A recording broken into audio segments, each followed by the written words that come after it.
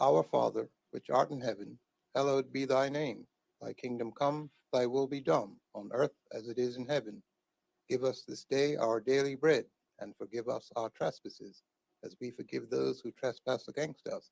And lead us not into temptation, but deliver us from evil. For thine is the kingdom, the power, and the glory, forever and ever. Amen.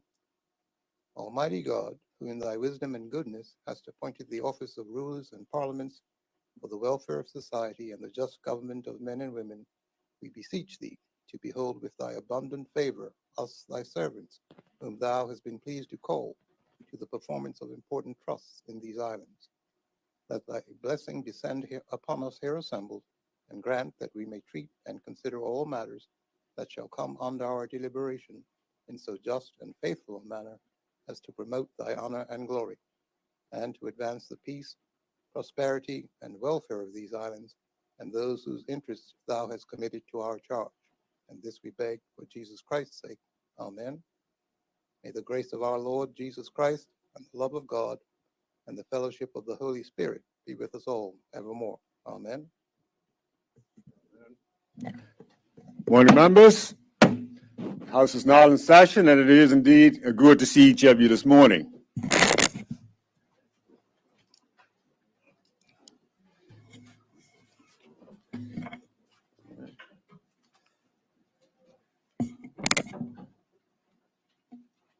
Members, the minutes of the 24th of November have been circulated.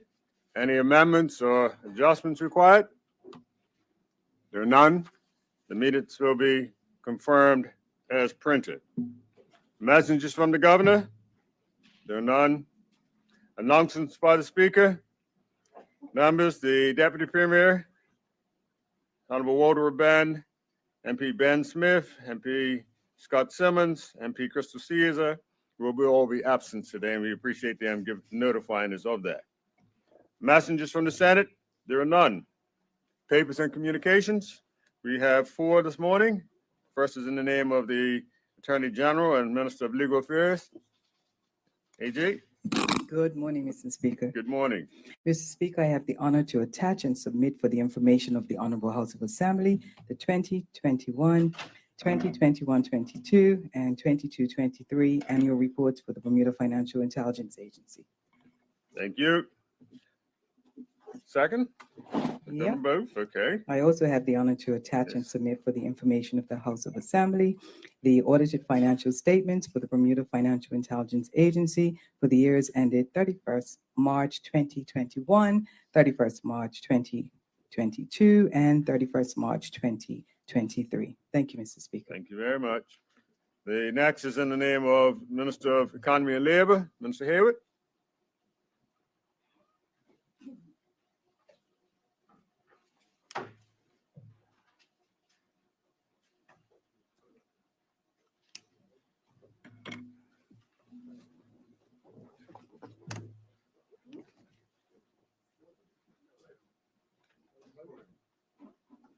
Beg pardon?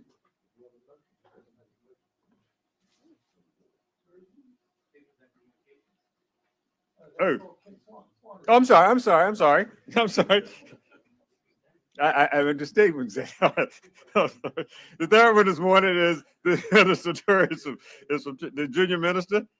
That is the sworn. I'm sorry for that, gentlemen, ladies and gentlemen. Thank you, Mr. Speaker. Mr. Speaker, I have the honor to attach and submit for the consideration of the Honorable House of Assembly the Tourism Investment Aerial Sands Order 2023 proposed to be made by the Minister responsible for tourism under Section 3 of the Tourism Investment Act 2017 with written agreement of the Minister of Finance in exercise of the power conferred by Section 5 of the Tourism Investment Act 2017. And thank you, Junior Minister. Then do the second one. Thank you, Mr. Speaker. Mr. Speaker, I have the honor to attach and submit for the consideration of the Honorable House of Assembly the Tourism Investment Act Bermuda Beach Resort Order 2023, proposed to be made by the Minister responsible for tourism under Section 3 of the Tourism Investment Act 2017, as applied by Section 13B of the Bermuda Housing Act 1980, with written agreement of the Minister of Finance in exercise of the power conferred by Section 5 of the Tourism Investment Act 2017. Thank you. That brings us to all the papers and communications. We'll move on. Petitions, there are none. Statements by ministers and junior ministers. We have 6 statements this morning. The first statement is in the name of the Premier. Would you like to present your statement?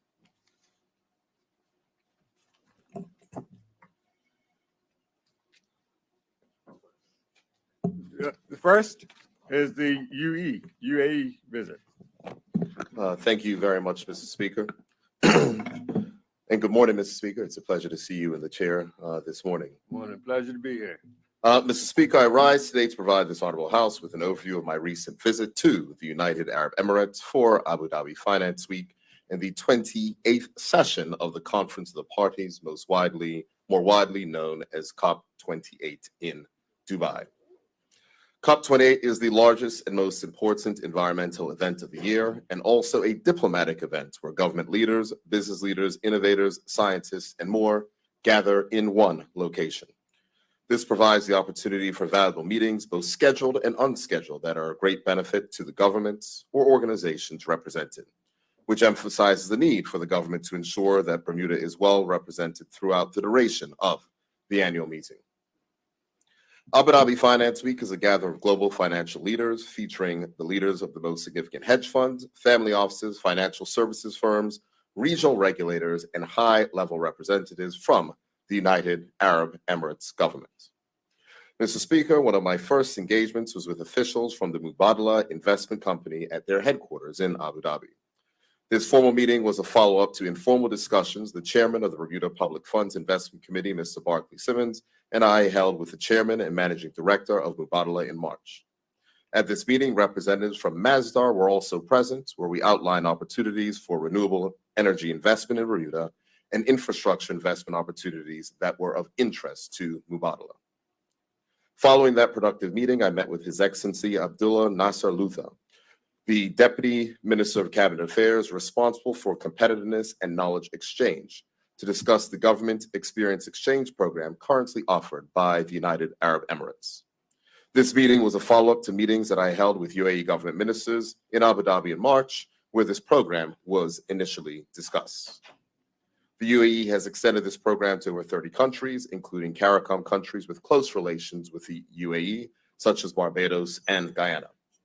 The program includes extended ministerial visits and technical officer training in the United Arab Emirates. In addition to enhancing human resources, this program assists governments in setting up one-stop shop customer service centers and establishing government accelerators with the ultimate objective of embedding a culture of continued enhancement of government processes. According to the International Institute of Management Development, the UAE currently ranks #1 in the world in the ability of government policy to adapt to change, and while the World Economic Forum ranks the UAE 3rd globally for its responsiveness to change. Participation in this program can only benefit Bermuda, and I'm pleased that this advanced from informal discussions in March to concrete next steps for Bermuda's involvement. Mr. Speaker, during Abu Dhabi Finance Week, a significant milestone was achieved with the signing of the Memorandum of Understanding with the Emirates Family Office Association, which I signed on behalf of the Honorable Member, the Minister of Economy and Labor. This MOU advances Bermuda's initiative to attract additional high net worth family offices in line with the government's economic development strategy. Mr. Speaker, under the terms of the MOU, the Emirates Family Office Association will establish a physical branch in Bermuda within the next 12 months. This commitment signifies a strengthening ties between Bermuda and the Middle East, both in the public and private sectors. Furthermore, we anticipate family office delegations from the Emirate Family Office Association to visit Bermuda next year. Mr. Speaker, I commend the Honorable Member, the Minister of Economy and Labor, and his team, supported by our Middle East representative, Ms. Alexia Hefty, for securing this agreement. Following the signing of the MOU, I was invited by the Commonwealth Secretary General, Baroness Patricia Scotland, to attend a reception with His Majesty the King, highlighting women climate leaders in small island development states, organized by the Commonwealth Secretariat and Foreign and Commonwealth Development Office. At this event, Global insurance leaders were also assembled, as one of the themes for COP28 was climate finance, a space where Bermuda has expended significant effort. At the event, I was pleased to share with His Majesty and Baroness Scotland the work that Bermuda has done to promote our island as a hub for climate finance. The reception also allowed me to meet and have an extended discussion with Lord Cameron, the United Kingdom Foreign Secretary. Mr. Speaker, it is also vital that every opportunity is taken to engage with key stakeholders with a significant presence in Bermuda who are present in the UAE for COP28. Following our meeting at the Commonwealth reception, and at their request, I met with Eric Anderson, President of Aon Global, and Bridget Gaynor, Global Head of Public Affairs and Policy, to have a frank exchange on matters related to Bermuda's insurance industry and how to advance the climate risk finance goals of Bermuda. Mr. Speaker, on Sunday, December 3rd, I had the honor of meeting with Deputy Director General Khalifa Abdullah Al-Kabazi and Investment Department Director Rashid Al-Kaibi of the Abu Dhabi Fund for Development. Our discussion centered around several renewable energy projects in Bermuda, as highlighted in the new investment brochure that was prepared for this trip that I will table for the information of honorable members, and potential support from the Abu Dhabi Fund for Development, particularly through the IRENA ADFD Energy Transition Acceleration Financing Platform, of which Mr. Al-Kabazi signaled his support. Mr. Speaker, the same day I had the pleasure to tour Dubai Sustainable City, hosted by Chairman Faraz Abu Bakr of the SEE Institute. The Sustainable City is a pioneering community of 500 villas that spans 113 acres and is the Middle East's first fully operational sustainable community.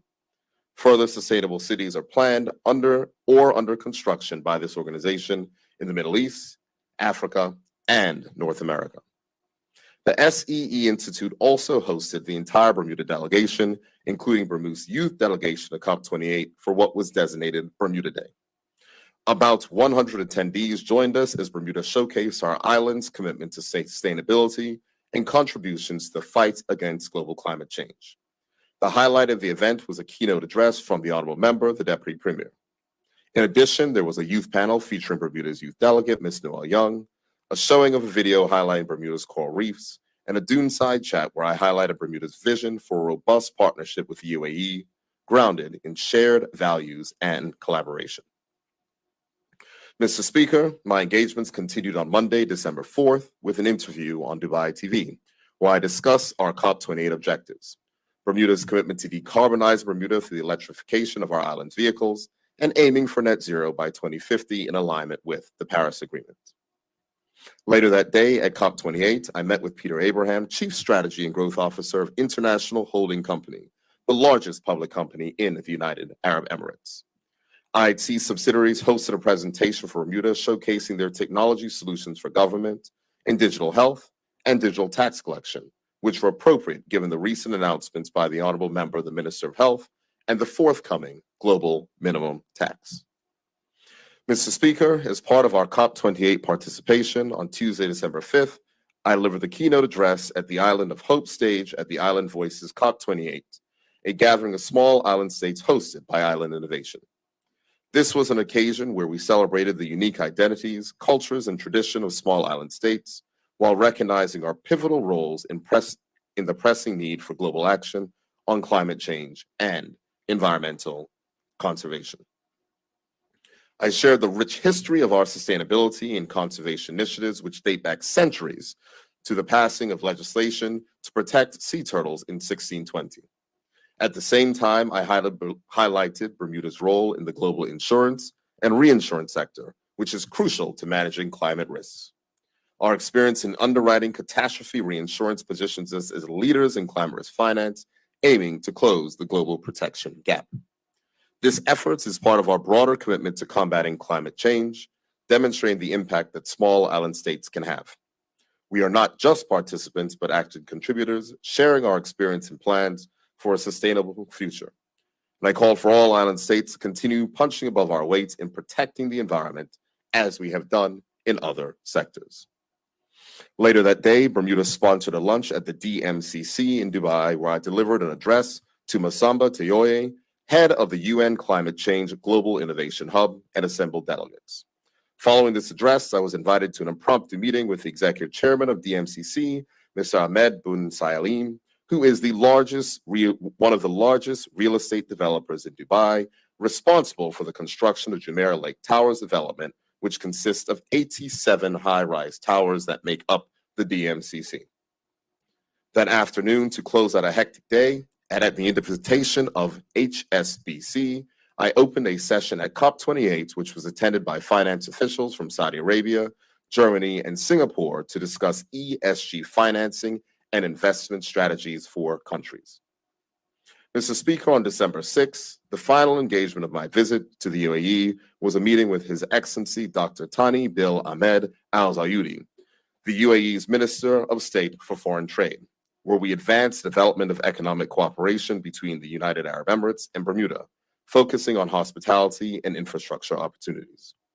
It was my second meeting with Dr. Thani this year, and it was an excellent close to a productive trip where we were able to review the entirety of our visit to the UAE, advance the renewal of agreements signed in 2015 between the United Arab Emirates and Bermuda, and to discuss the next steps for further agreements to increase investment flows from the United Arab Emirates to Bermuda. Finally, Mr. Speaker, on December 6th, due to the work of the teams in the Ministry of Economy and Labor and the Bermuda Business Development Agency, there was a Bermuda insert in Gulf News, the most circulated English language newspaper in the region, which highlighted Bermuda and the investment opportunities that we have been promoting in the region. This well-timed insert resulted from months of planning and punctuated Bermuda's reintroduction to the region. Mr. Speaker, it should also be noted that during this time, I still participate in remote meetings in Bermuda, including this week's cabinet meeting, the Association of Bermuda Insurers and Reinsurers quarterly board meeting, and the December meeting of Bermuda's Financial Policy Council. In addition, I held media engagements with local and international news, including interviews with Bermuda Broadcasting, Dubai TV, and Insurer TV. Mr. Speaker, Bermuda's visit to the United Emirates surrounding COP28 was a success, marking significant advancements in Bermuda's global partnerships and our ongoing leadership in environmental initiatives. We forged new partnerships, strengthened existing relationships, and showcased Bermuda's dedication to sustainable development and climate action on the global stage. The Honorable Minister, the Deputy Premier, is still in the UAE participating in negotiations, and I look forward to him updating this Honorable House on his engagements in the United Arab Emirates when he returns next week. Thank you, Mr. Speaker. Thank you, Mr. Premier. Mr. Premier, would you like to do your second statement at this time? A little water to freshen your throat. Go right ahead.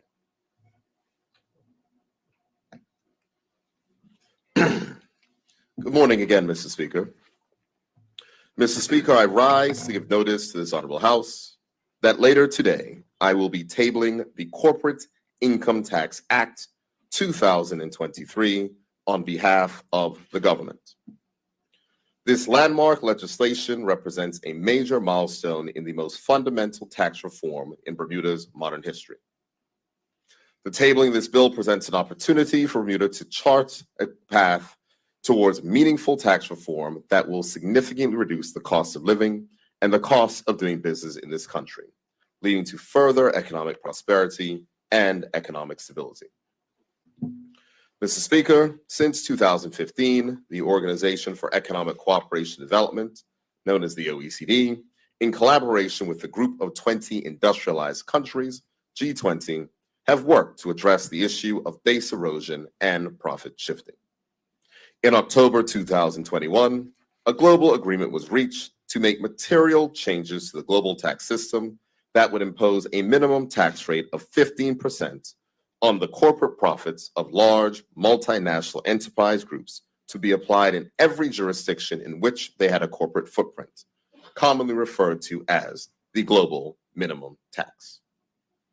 Mr. Speaker, in response, and in keeping consistent with our approach to matters affecting our international business sector, the government determined it would be prudent to receive input from tax experts, from industry, and other sources.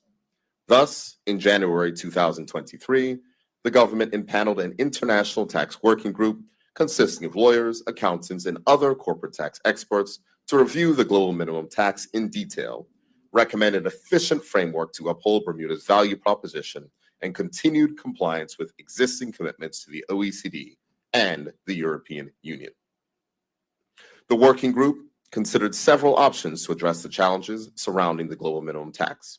And after much consultation, the government, based off of the recommendation of the working group, decided to introduce a corporate income tax regime as it provides the most flexibility and allows for the introduction of policy-driven design features which are common in many other countries that will benefit Bermuda. Mr. Speaker, it is worth noting that such a substantial tax rule change to the global tax system initially placed Bermuda in a challenging position. But the tabling of this bill gives me tremendous pride because, in true Bermuda fashion, we adapted to these significant changes and identified ways to maximize the benefit. Mr. Speaker, with the bill that will be tabled later today, the government plans to introduce a 15% corporate income statutory tax that will be applicable to Bermuda businesses that are part of a multinational group with annual revenue of $750 million or more. The corporate income tax will also fulfill Bermuda's commitment to participate in the global minimum tax initiative being implemented around the world. Mr. Speaker, the bill states that the corporate income tax will be a covered tax under the OECD's global minimum tax eligibility rules, namely one that is recognized within the OECD tax framework. This approach aims to minimize top-up taxes levied on Bermuda multinational enterprises in other jurisdictions where they operate. The corporate income tax legislation also contains highly technical tax terminology, which is mostly taken directly from the OECD's Globe Pillar 2 rules that describes the process for calculating the tax and other administrative matters. Mr. Speaker, it is important for the public to note that the corporate income tax legislation will come into force in its entirety in January 2025, which would provide multinational enterprises time to transition and make the necessary adjustments. Mr. Speaker, finally, as part of the new corporate income tax regime, the government of Bermuda is developing a robust package of qualified refundable tax credits aimed to support Bermuda's economic goals and maintain our global attractiveness as a jurisdiction. Investments by corporations that meet the qualified refundable tax credit requirements will benefit Bermuda in key areas including infrastructure, education, health care, innovation, and housing. In parallel, the Tax Reform Commission will analyze Bermuda's existing tax regimes and consider potential restructuring alternatives with the goal of reducing the cost of living and the cost of doing business on the island. Thus, it is expected that will be more legislation related to this important work presented to the legislature in the upcoming year. Mr. Speaker, before I close, it must also be emphasized that the government actively collaborated with stakeholders to ensure policy recommendations were appropriate for Bermuda's industry sectors, then conducted 3 public consultations to advance this initiative. The feedback received was detailed, thoughtful, and overwhelmingly supportive of the initiative. And I'd like to take this opportunity to publicly thank all those who made submissions. Mr. Speaker, I must also thank all persons that worked tirelessly to make today a reality. I must express my heartfelt thanks to the members of the International Tax Working Group, whose significant expertise, dedication, professionalism, and positive approach allowed us to have a product that Bermuda can be proud of. Mr. Speaker, I also want to commend those persons in the Ministry of Finance team who worked countless hours on this project and ensured that Bermuda's goals in this regard were achieved within the deadlines. I am also grateful, Mr. Speaker, for the support and significant work of the drafting team in the Attorney General's chambers, led by the Honorable Member, the Attorney General, as well as to other public officers and our team of consultants who helped with this important initiative. Mr. Speaker, in closing, I would note that this government has continually demonstrated its commitment to prudent fiscal management, sound economic policies, compliance with international standards, effective cooperation with international partners, and taking the necessary steps to ensure that our reputation for quality is upheld in a way that maintains our competitive position. This legislation is a primary example of this commitment, and its tabling in this Honorable House today is yet another step to continuing to build a stronger future for Bermuda that is fairer and more equitable for all. Thank you, Mr. Speaker. Thank you, Premier. Next statement this morning, members, is from Minister of Economy and Labor. Mr. Hayward, it's now your turn, Minister. I called on you too soon earlier. Good morning, Mr. Speaker. Good morning. Mr. Speaker, you will recall that the Economic Recovery Plan combines fiscal responsibility with a clear path to growth, employment, and more significant economic development under 7 themes. Mr. Speaker, across the themes, there are 30 commitments, and several stakeholders inside and outside the government are involved in the planning and executing of the various initiatives. Of the 30 commitments, just over 2/3, or about 20 initiatives, have been successfully implemented with measurable outcomes, and over 80% of the initiatives are on track. The ongoing implementation of these initiatives has contributed to greater levels of economic activity and the expansion of Bermuda's economy. Some of these includes the following initiatives in particular: economic investment residential certificates, extension of the temporary residency certificate, online SME marketplace, establish subsea communication sector, implement minimum wage, lower interest rates to reduce mortgage costs, BEDC's COVID support to small and medium-sized businesses, increased affordable housing, Uptown Development Authority in Northeast Hamilton, youth employment strategy, reduced medicine costs, energy regulatory sandbox, economic empowerment zones in Southeast Hamilton. Mr. Speaker, some of these initiatives remain a work in progress due to the enormity of the projects. One such example is the Times Bay Waste to Energy project, a massive infrastructure project of national significance. This project involves a partnership with KPMG, working with the Ministry of Public Works technical officers to bring this plan forward. The anticipated outcomes is a refurbished Times Bay that burns trash more efficiently, reuses wastewater, produces energy to power the plant, and enables the government to sell surplus energy to Belco. This initiative also allows young Bermudian engineers to gain valuable project management and development skills as they work to complete the planning and delivery of the state-of-the-art facility.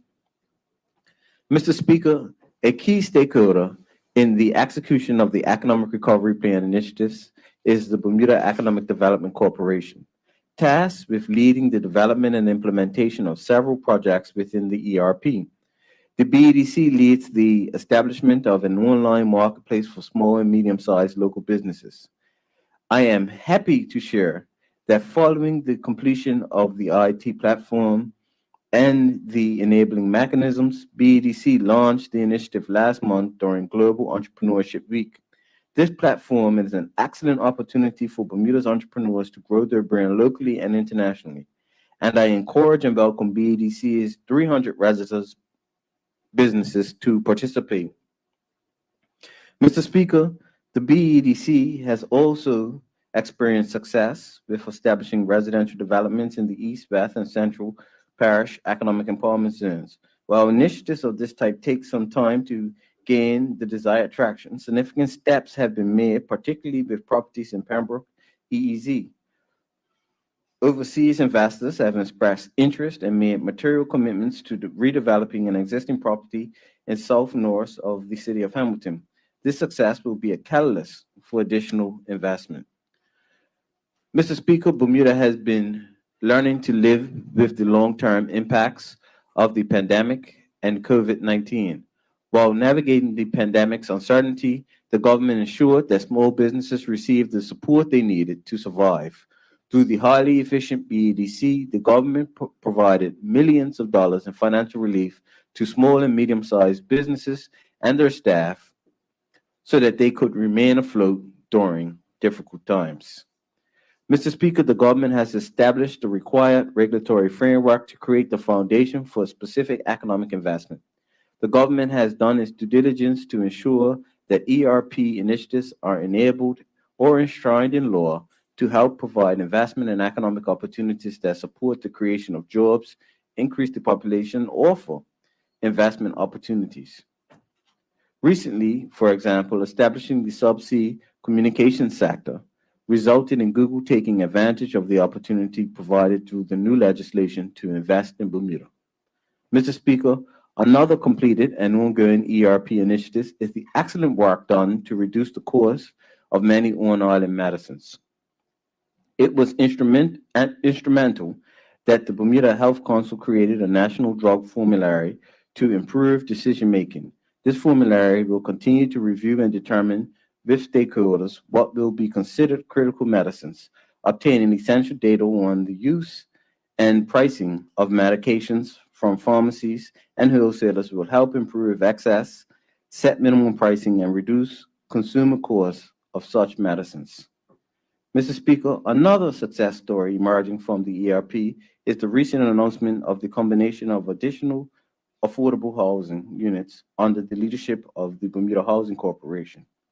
It was in the works for a short while, and the government was pleased to add this economic activity to the market. More importantly, adding affordable homes for Bermudians is an ongoing objective. Through continued infrastructure investment, the Ministry of Public Works will increase affordable housing stock throughout the country. Mr. Speaker, another major success of the Economic Recovery Plan has been the international response to the Economic Investment Residential Certificate. This initiative, which was proven very attractive, is now in the third year and has seen several individuals and their families take advantage of it. The measurable economic benefit of this initiative is currently standing at over $450 million, with over 111 persons holding an economic investment residential certificate. Mr. Speaker, the government's introduction of a minimum wage of $16.40 per hour earlier this year was a major success story because the volume of low-paying jobs is critical to our service-based economy. Our economy thrives off a wide range of low-skilled services, and when set against the cost of living, introducing a minimum wage was a reasonable conclusion. Although the feedback from stakeholders is good, it may be too soon to fully assess the extent to which the forecasted impact is appropriately appreciated. Mr. Speaker, regarding the Economic Recovery Plan's employment-related actions, the success, especially the experienced by Bermuda's young people, has been impressive. The Department of Workforce Development has created several training opportunities for Bermuda's young people. This year, young Bermudians have taken advantage of asphalt training, solar panel construction and installation, and several international business and local company employee internship programs. These training opportunities directly lead to employment opportunities. Mr. Speaker, if one wonders how successful the Economic Recovery Plan has been, plenty of stakeholders from various interests and work areas can attest to its impact on themselves and our economy. Ask one of our digital nomads that have relocated to Bermuda within the last 2 or 3 years. Mr. Speaker, ask a small business owner that has made it through the uncertainty of the COVID pandemic. Ask one of our overseas investors who holds an economic investment residential certificate. Ask the small and medium-sized businesses that can trade online with little to no overhead costs. Ask the young Bermudians who have recently completed professional technical training through the Department of Workforce Development and have an entry-level job to wake up to each morning. Ask the service staff on minimum wages who work diligently to keep our hotels and restaurants thriving. Ask the families that have recently signed off on the occupancy of an affordable home for the first time, thanks to the Bermuda Housing Corporation. Ask a young Bermudian who now owns their home for the first time in their life. Mr. Speaker, the Economic Recovery Plan is paying and will continue to pay dividends to Bermuda. Almost two-thirds of the initiatives are actively engaged in the desired level of economic activity. Many of the initiatives will remain ongoing, while some, like COVID relief program, will fall away. The plan focuses on creating a thriving environment for the creation of jobs. These jobs will directly impact population numbers, and this population will generate the economic activity that our economy needs. Thank you, Mr. Speaker. Thank you, Minister. Members, the next statement this morning is in the name of the Minister of Transport, Mr. Furman.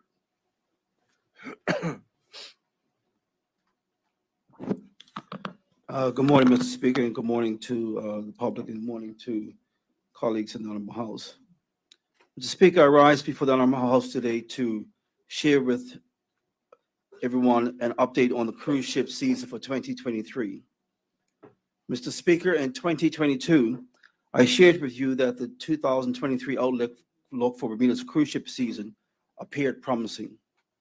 It is noteworthy that extra calls were directed away from the Baltic region, and Norwegian Cruise Line went beyond their anticipated calls by introducing additional calls, in which they also explored opportunities during winter and shoulder months. However, projections were subject to change. We indicated then a total of 223 scheduled cruise ship calls. We originally estimated approximately 559,000 cruise ship passengers would visit, with an associated revenue forecast of $146 million in passenger and cruise spending. This included an estimate $23.6 million in passenger taxes, $10.2 million in transport infrastructure taxes, $6.6 million in visitors' fees, and $12.4 million in cruise ship port expenses. The cumulative economic impact was estimated at $200 million in 2023, reflecting a substantial 28% increase over the 2022 economic impact projection. Mr. Speaker, subsequent to the initial projection, the ministry had received highly favorable updates from our contract partners, indicating that their bookings were consistently approaching full capacity, reaching approximately 100%. Consequently, the ministry raised the passenger load projection from 80% to 92%. This forecast increased projection to 622,000 passengers, with an associated revenue forecast of $174 million in passenger and crew spending. This included an estimated $27.3 million in passenger taxes, $11.8 million in transport infrastructure taxes, $7.7 million in visitors' fees, and $12.4 million in cruise ship port expenses. The cumulative economic impact was estimated at $233.5 million for 2023. Mr. Speaker, our contractor partners were set to contribute a combined total of 171 scheduled cruise ship calls. Norwegian Cruise Line was responsible for 100 of these calls, with a breakdown of 84 calls attributed to their large ships and 16 calls designated for their small luxury brands. On the other hand, Royal Caribbean Line had 71 scheduled calls, consisting of 50 calls under their Royal brand and 21 calls under the Celebrity brand. As per our customary expectation, NCL and RCL were poised to continue serving as the primary drivers of cruise passengers or cruise visitors to our destination. During the intervals between the visits of our two primary partners, a multitude of other cruise brands were also scheduled to make calls in Bermuda, such as Carnival, Disney, Scenic, Silver Sea, Sega Cruise, Star Cruise, and Azamor Cruises. Mr. Speaker, it is no secret that cruise ship visits to our region were impacted by an unprecedented hurricane season. The frequency of and close proximity of hurricanes to our area directly affected the planned cruise itineraries, causing disruption to the anticipated schedule of cruise ships. It's worth noting that while this hurricane season was exceptionally active, we do recognize that annual hurricane seasons tend to have some impact on the cruise season, though not to the extent experienced this year. Mr. Speaker, before delving into the impact of the hurricane season on the cruise ship 2023 season, I would like to provide a historical perspective on the progress we have made over the years by starting with the 2017 calendar year. Mr. Speaker, in 2017, Bermuda witnessed a total of 161 cruise ship calls, welcoming 418,000 passengers to our shores, resulting in an economic infusion of $81 million into our local economy. However, it was in 2018 that we experienced a pivotal transformation. Bermuda concerted efforts to position itself as a year-round cruise destination brought about a significant shift in our cruise landscape. During that year, we saw 180 calls with 484,000 passengers and generated an economic impact of $148.4 million, 85% increase over 2017. This upswing in both the number of occasional callers and passenger spending underscores the success of our initiatives to promote Bermuda as a premier cruise destination throughout the year. In 2019, the cabin tax was phased out. In its place, a visitor's fee of $16 per person was introduced and designated to Bermuda Tourism Authority. Additionally, the transport infrastructure tax at a rate of $25 was introduced. Furthermore, the passenger tax for ships berthing at dockyard was elevated to $25 per person. During the year, Bermuda welcomed 184 cruise ships, and the cumulative economic impact surged to a remarkable $169.9 million, 109% increase over 2017. Speaking to the success of these taxation adjustments and our continuous appeal as a premier cruise destination. Mr. Speaker, the year 2020 held great promise to Bermuda, with a total of 193 scheduled cruise ships calls on the agenda. However, as we know, this was altered as the COVID-19 pandemic swept across the globe, virtually grinding cruise ship industry to a standstill, and 2021 also had similar impacts to 2020. Mr. Speaker, however, 2022 marked a significant rebound from the pandemic setback. During this year, Bermuda experienced a recovery in its cruise sector, hosting a total of 164 cruise ships calls. This brought in approximately 403,000 passengers, who contributed approximately $20 million in passenger tax, $9 million in transport infrastructure tax, and $6 million in visitors' fees. Moreover, passenger spending amounted to an estimate $110 million, while the cruise ship port expenses added another $9 million to overall economic impact. This robust recovery strengthened Bermuda's position as a prominent cruise destination. Mr. Speaker, as mentioned earlier, the hurricane season has interrupted the 2023 cruise ship season. However, it is still looking promising. The following are the recent projections as of November 29th for the 2023 cruise ships season, which ends December 2023. To date, there has been 37 cruise ship cancellations. The majority of cancellations have been due to weather events, with a few to schedule changes. However, our economic forecast for 2023 remains strong compared to previous seasons. Mr. Speaker, currently we anticipate welcoming approximately 539,000 passengers, 136,000 more passengers than 2022. Associated revenue forecast of 168 million in passengers and cruise spending. This also includes an estimated 24.7 million in passenger taxes, 10.7 million in transport infrastructure taxes, 6.9 million in visitors' fees, and 10.4 million in cruise ship port expenses. The cumulative economic impact is estimated $221 million for 2023, a decrease of approximately $12 million in economic activity compared to the budgeted projections, but $21.5 million over 2022. Most council calls fell outside the tax and fee period, which spans from April 1st to October 31st. Moreover, the ships consistently achieve maximum occupancy levels, often surpassing 100% during the period from June to November. Mr. Speaker, despite the numerous challenges posed by hurricanes, the cruise ship season in the Bermuda has proven to be remarkably resilient and continues to thrive. Bermuda, renowned for its stunning beauty and warm hospitality, has managed to adapt and recover, showing its commitment to providing an exceptional cruise experience for visitors. Through dedicated efforts, Bermuda has not only weathered the storm, but has also emerged stronger, reaffirming its status as a premier cruise destination.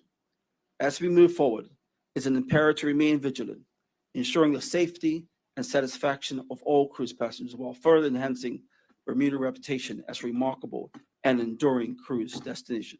Thank you, Mr. Speaker. Thank you, Minister. Members, the next statement this morning is in the name of Minister T. Furbert. Mr. Furbert, Minister of Youth, Sport, Social Development, and Seniors. Minister, you have the floor. Good morning. Thank you, Mr. Speaker. Mr. Speaker, this morning I rise as Minister with responsibility for persons with disabilities to acknowledge the recognition of the United Nations International Day of Persons with Disabilities, which was proclaimed by the United Nations in 1992 and has been observed around the globe each year on the third day of December. Mr. Speaker, this day of acknowledgement aims to raise awareness and promote understanding about the challenges faced by persons with disabilities, while also advocating support for their dignity, their rights, inclusivity, and their overall well-being. The International Day of Persons with Disabilities provides an opportunity for the government, the corporate sector, private organizations, communities, all of us to join together and demonstrate collaborative action for the integration of persons with disabilities in every aspect of political, social, economic, and cultural life within the Bermuda community. Mr. Speaker, I believe that this is possible with sustained purpose and intention. On Sunday, December 3rd, 2023, I delivered a public message recognizing the United Nations International Day of Persons with Disabilities to engage the residents of Bermuda and bring them into awareness of this very important day.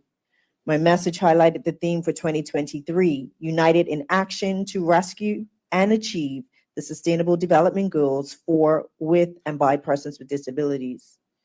Mr. Speaker, let me take a moment to share with my honorable colleagues the sustainable goals that pertain to disabilities. Sustainable Goal 10, which states, reduce inequity within and among countries by empowering and promoting the social, economic, and political inclusion of all, including persons with disabilities.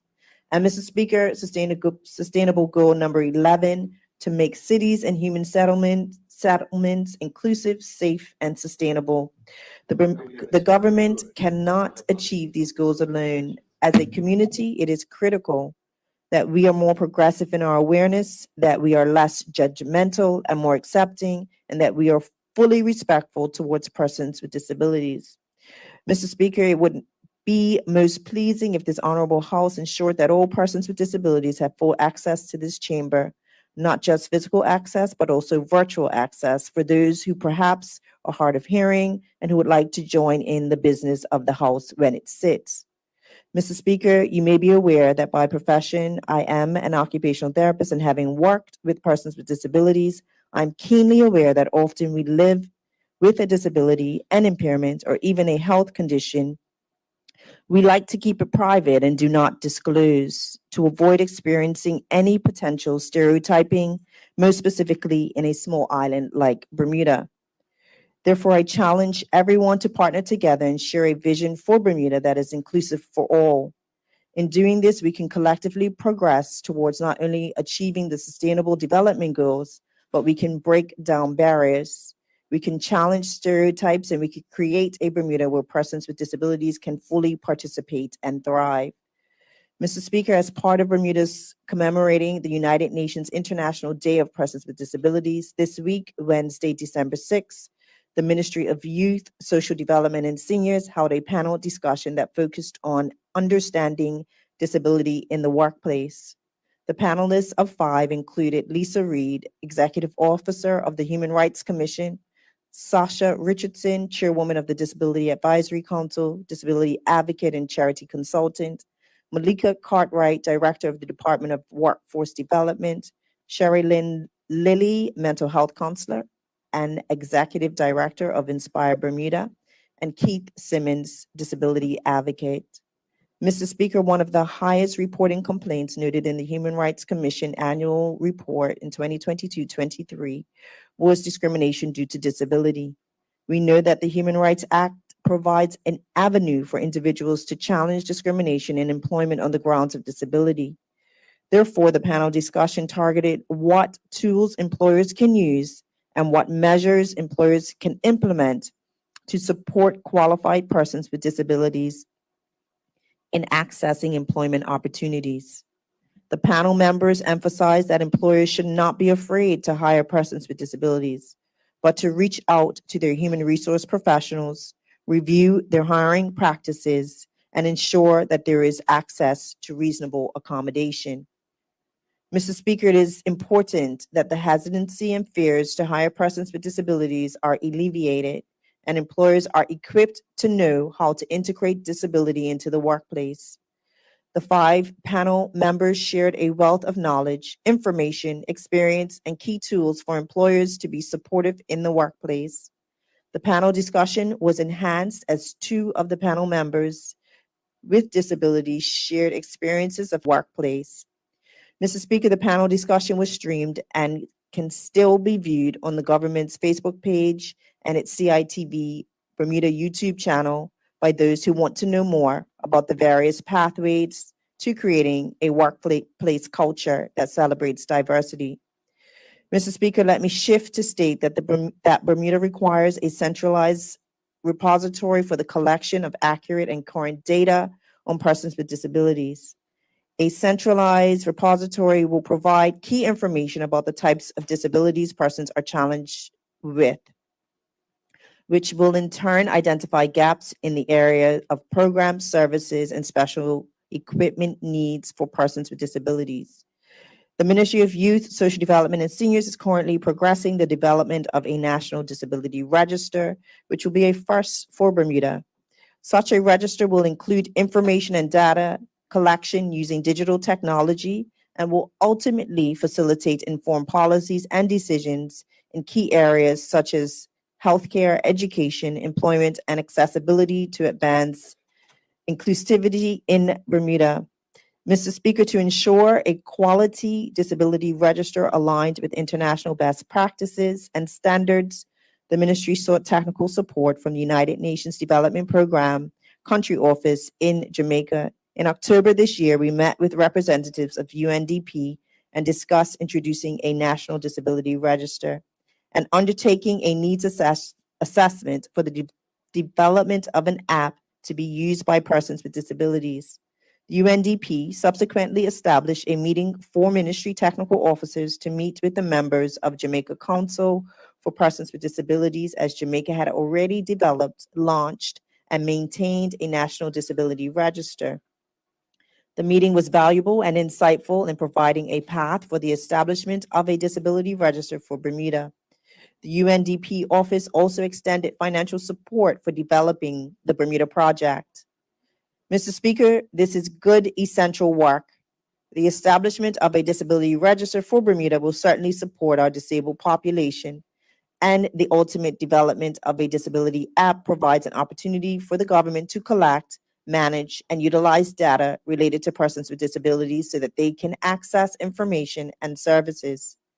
Empowering persons with disabilities through accurate data representation is crucial for promoting and encouraging their active participation in society. This initiative further aligns with government's 5-year national plan for adults with intellectual disabilities and their families, which was launched in May this year. Mr. Speaker, the Ministry of Youth, Social Development, and Seniors is committed to this inaugural work and will provide this honorable House and the general public with updates as we progress in the building of our first ever National Disability Register for Bermuda. In closing, I once again challenge Bermuda to partner together and share a vision for Bermuda that is inclusive for all. In doing this, we can collectively create a Bermuda where persons with disabilities can feel safe, fully participate, and thrive in our community. Thank you, Mr. Speaker. Thank you, Minister. Members, the next statement this morning is in the name of the Minister of Health. Minister? Good morning.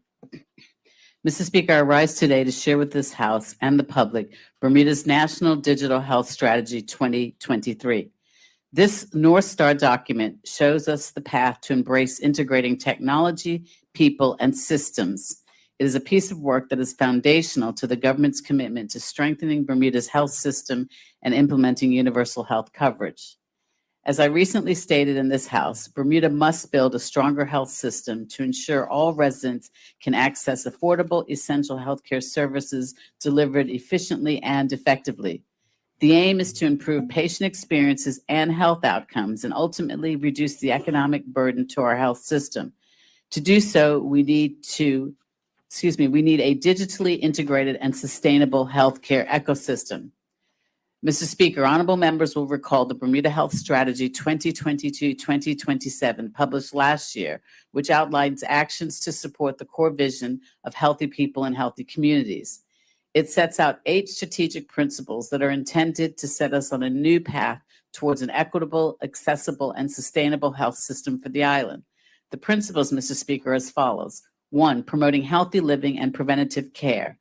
2, focusing on person-centered care. 3, understanding our population's health needs. 4, providing access to healthcare coverage.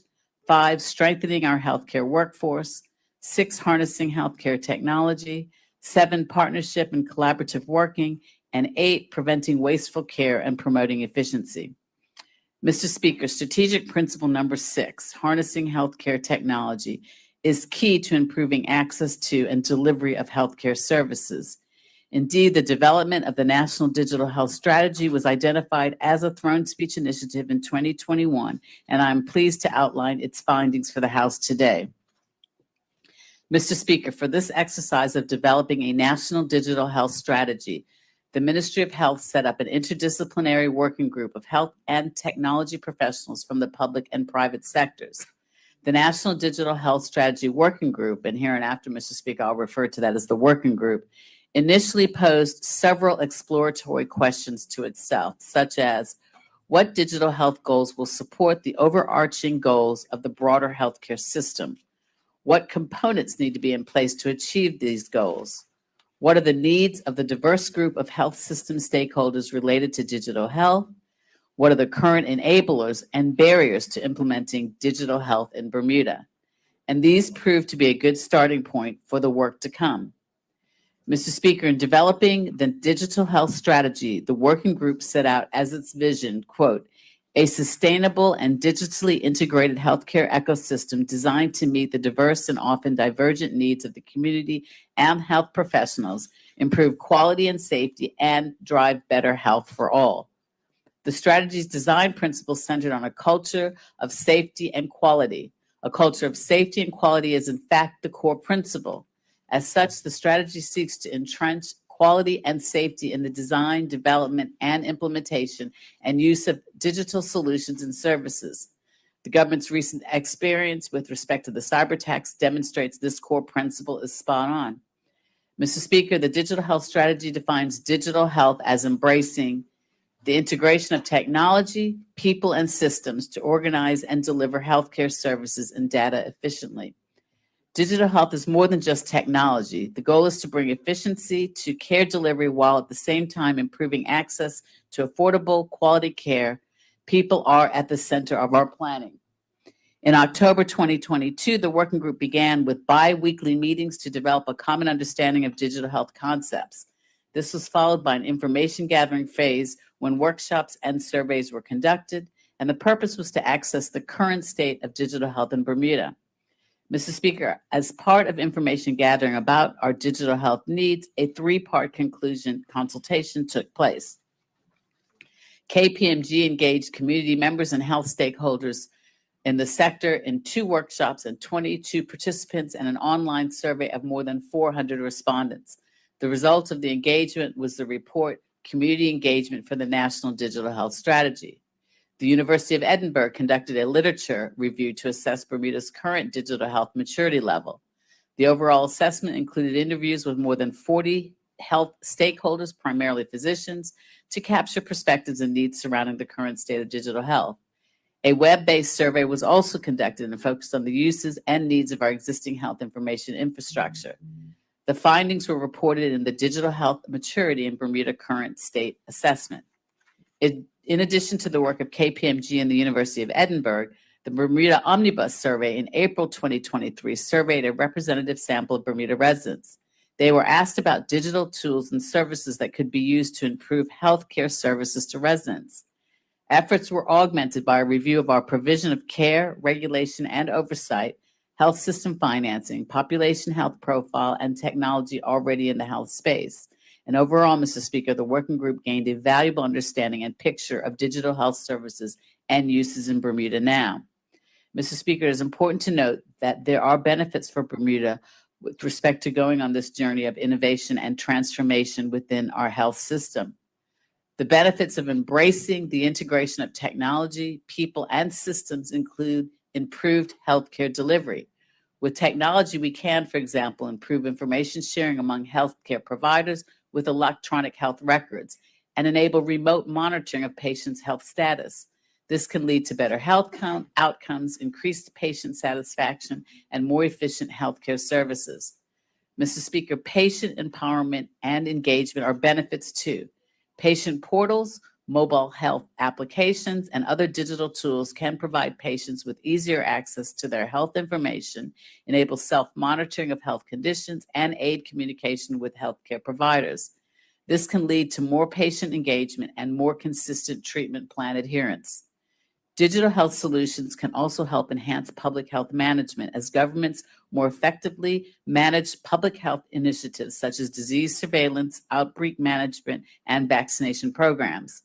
By leveraging data analysis and digital tools, governments can collect, analyze, and share population health data in real time, enabling early detection and response to public health threats. This can lead to more efficient and effective public health interventions, better resource allocation, and improved health outcomes for our population. It is also possible to increase healthcare efficiency and cost savings, which is another benefit. Over time, digital health solutions can optimize processes, reduce administrative burdens, and lower healthcare costs. For example, electronic health records can streamline documentations, reduce duplicate tests, and improve coordination among healthcare providers. This can lead to cost savings. Telemedicine and remote patient monitoring can reduce the need for in-person visits, saving time and resources. Access to timely, accurate, and complete data helps governments and healthcare providers identify cost-effective interventions and allocate resources effectively. Mr. Speaker, it ought not to be forgotten that digital health strategies can foster innovation and economic growth by promoting the development of a vibrant health technology ecosystem. Through research and development, innovation hubs and startups in the digital health space can drive technological advances, creating new jobs and stimulate economic growth. It can also attract investment from domestic and international sources, possibly positioning Bermuda as a leader in the digital health and driving its competitiveness in the global healthcare market. Mr. Speaker, to put Bermuda on the road to realizing the integration of technology, people, and systems to organize and deliver healthcare services and data efficiently, that is digital health, the National Digital Health Strategy sets out 4 main components for the digital health ecosystem. 1, infrastructure. 2, sources of data. 3, applications and tools. And 4, strategic foundations. Mr. Speaker, with respect to infrastructure, this comprises the critical elements necessary to receive, store, and manage health technologies. And these include a health data repository to receive health data electronically from across the health system, data security to protect patients, health information, and unauthorized access, use, or disclosure, an enterprise master patient index to manage and maintain unique identifiers, access controls to authenticate who connects to the system, and a reporting environment, which includes a data warehouse to audit data quality and organize data so that it can be used to generate reports and facilitate data-driven decisions. Mr. Speaker, as noted in digital health strategy, the source of data are numerous. They include prescription information from pharmacies, lab and imaging results from diagnostic facilities, hospital and primary care records, disease registers, and health insurance coverage information. Integrating data from the many sources on and off island is one of the key benefits of digital health. The applications and tools of most national digital health systems incorporate national patient records, patient portals, service provider portals, and national health reporting dashboards. Patient portals allow residents to access their personal health information and set their privacy preferences. Provider portals allow health and care providers to access their patients' health information to help them make informed decisions. Mr. Speaker, in terms of the strategic foundations for successfully implementing a national digital health system, this encompasses governance structures, planning and investments, legislation and regulations, standards to ensure interoperability, workforce skills and training, and monitoring and evaluation. It is important to remember that interoperability is key. It refers to the ability of different technology systems, applications, softwares, and devices to communicate and share data seamlessly. Indeed, all these digital health ecosystem components must work together for Bermuda to achieve the potential benefits of digital health. Mr. Speaker, as mentioned earlier, the working group assisted and assessed the current state of digital health in Bermuda. The current state assessment revealed an openness to change and the enthusiasm for digitalization by health stakeholders. However, concerns about fragmentation of the island's health system and clinical care also surfaced, as well as the impact on cost, efficiency, safety, and quality of care. The potential lack of digital access by and for vulnerable populations rightly raised concerns about health equity. Concerning governance, regulation, and legislation, the current state of digital health unfortunately is one of gaps, conflicting policies, and a lack of clarity around roles alongside concerns about privacy and security. With respect to planning, financing, and investment, the current state comprises numerous organizational level investments. These range from the Bermuda Hospital Board's major investment in Cerna Millennium to the electronic medical record system of community service providers and the Department of Health, as well as claims processing systems of the insurers.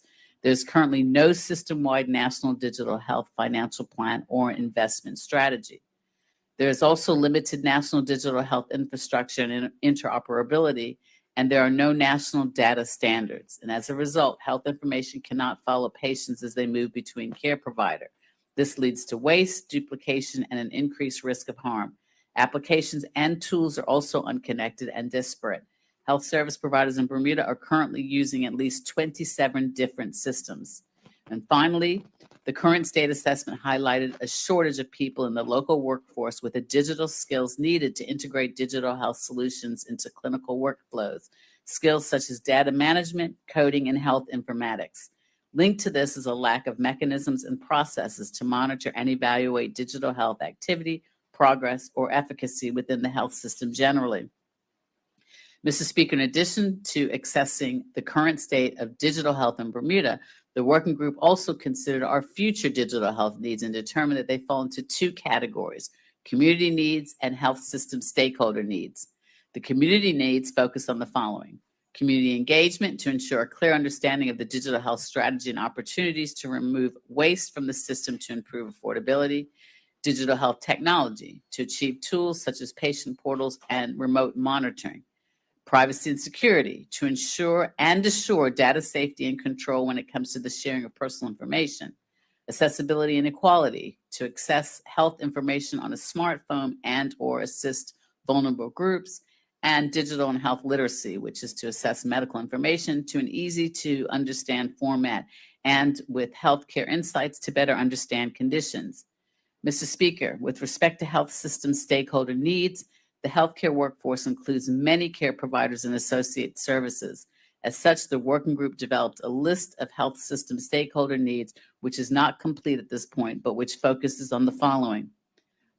A, clinical health and care information, which is to access the whole of the patient health record and to enter information accurately. B, hospital information to access results from external labs and entire medication lists from pharmacies. C, public health information to support public health surveillance and accurate public reporting. D, system-level information to support national patient and provider identifiers for interoperability and sharing of data and to measure the impact of healthcare interventions.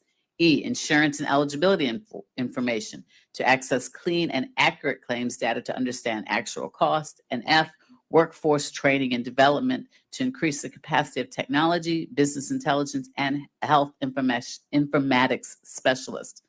Mr. Speaker, in reviewing the state of digital health now and for the future, the working group sought strategies that would both address concerns and challenges with the current state and position Bermuda for a future state that is digitally integrated and sustainable.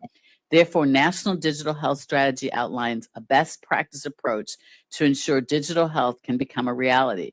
It concludes with 15 primary recommendations and 31 secondary recommendations covering governance, national data standards, infrastructure, applications and tools, workforce development, community literacy and awareness, monitoring and evaluation, and planning and investment. Mr. Speaker, for governance, for example, the Digital Health Strategy recommends establishing an interdisciplinary independent body with authority to oversee the national digital health budget, execution, implementation, digital health policy, and ongoing monitoring and evaluation. For national data standards, to provide a foundation for system-wide interoperability and improved data quality. One recommendation is that Bermuda establish and implement national health data standards supported by international bodies and account for the different types of health data, including genomic data. For infrastructure, the strategy's primary recommendation is to build a national digital health platform to collect data from all health system stakeholders that allows for specific and secure access levels according to need and role. To progress national digital health, there are 4 primary recommendations for planning and investment. These are defining the budget for the lifetime of the National Digital Health Strategy, establishing multiple financing options to avoid dependence on one financing source, developing a change management-based implementation plan to assist with execution and multi-stakeholder engagement and communications, and promoting digital health innovation and research in Bermuda by developing a well-regulated, interoperable national system, Bermuda as a regional innovation sandbox for digital health in a long-term aspirational goal once we have the foundation in place. Mr. Speaker, a national approach to digital health can leverage technology to enhance healthcare delivery, empower people to actively participate in their healthcare and improve their health outcomes, help to effectively manage public health initiatives, enable the optimization of processes and the reduction in administrative burden, and foster innovation and economic growth through a vibrant health technology environment. This comprehensive national digital health strategy seeks to integrate efficiencies and cost effectiveness into the healthcare system while addressing the current expense of our health system and the siloed nature of healthcare delivery in Bermuda. It is fundamental both to building a stronger health system and delivering universal health coverage. This will be a multi-phase plan and a multi-year effort. And Mr. Speaker, I would like to take this opportunity to thank the National Digital Health Strategy Working Group, chaired by Kirsten Beasley, for their diligence, hard work, unswerving focus, and commitment to producing a document that will serve as an excellent guide for Bermuda's digital health future. Already, an interim governance committee is working on the next steps to define the technological requirements for a digital health platform infrastructure and develop a national digital health implementation plan, including the governance structure, workforce planning, budget, and timeline. Mr. Speaker, the National Digital Health Strategy provides Bermuda with a comprehensive roadmap for the transformation of our digital health system, and it is available from today on www.healthstrategy.bm. And I invite everyone to take advantage of the chance to glimpse Bermuda's digital health prospects. The National Digital Health Strategy is progressive and points to a future where we have an equitable, affordable, and sustainable health system for all Bermuda residents, which we should seize these opportunities. Thank you, Mr. Speaker. Thank you, Minister. Members, that brings us to an end of the ministerial statements for this morning. We'll now move on. Reports of committees. There are none. Questions that takes us to question period. And we do have questions this morning for ministers in regard to statements that were given this morning. And members, Premier just stepped out. But first, we'll start with the Premier. I'm going to ask your indulgence, and we'll move on to the next, and we'll come back. Yep. Premier, first statement this morning, first question this morning, Mr. Premier, is to yourself regarding the corporate tax statement. and it's from MP Pearman. MP Pearman, would you like to? Good morning, Your and thank you, question. Mr. Speaker. Morning. And thanks to the Honorable Premier and Minister of Finance for his statement to the House this morning. Honorable Minister and Premier, as Minister of Finance, you previously provided to Parliament with an estimate of the approximately 2,000 entities that may be in scope for this new corporate tax. Does the government have an estimate for how many entities might also leave Bermuda as a result of this tax? Premier, No. supplementary or new question? Second question. Yes. Honorable Minister of Finance and Premier, what is the expected net revenue of the tax after tax credits and after any possible entities that may leave? Is there an anticipated net revenue figure? Premier, Mr. Speaker, that matter is undetermined at this time, but the modeling continues with the Tax Reform Commission, and when their report is done, that'll be shared with members of the House. supplementary, third question. Third question, thank you. Yes. Honorable Premier and Minister of Finance, how is it anticipated that this tax will be administered? And is there a cost estimate of what that will cost to administer?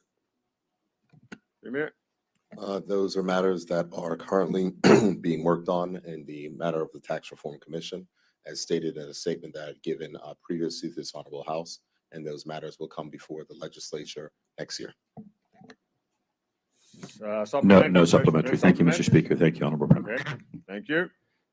Premier, so the end of questions for you this morning. The next statement, next questions this morning is from the Minister of Economy and Labor, and the opposition leader would like to put questions to. Thank you. Good morning, Mr. Speaker. Good morning to the listening Morning. audience. I thank the minister for bringing the statement to the House. Would the Honorable Minister be able to clarify if the 4 priorities as reported in March 2022 are still the 4 priorities for the Economic Recovery Plan? Minister?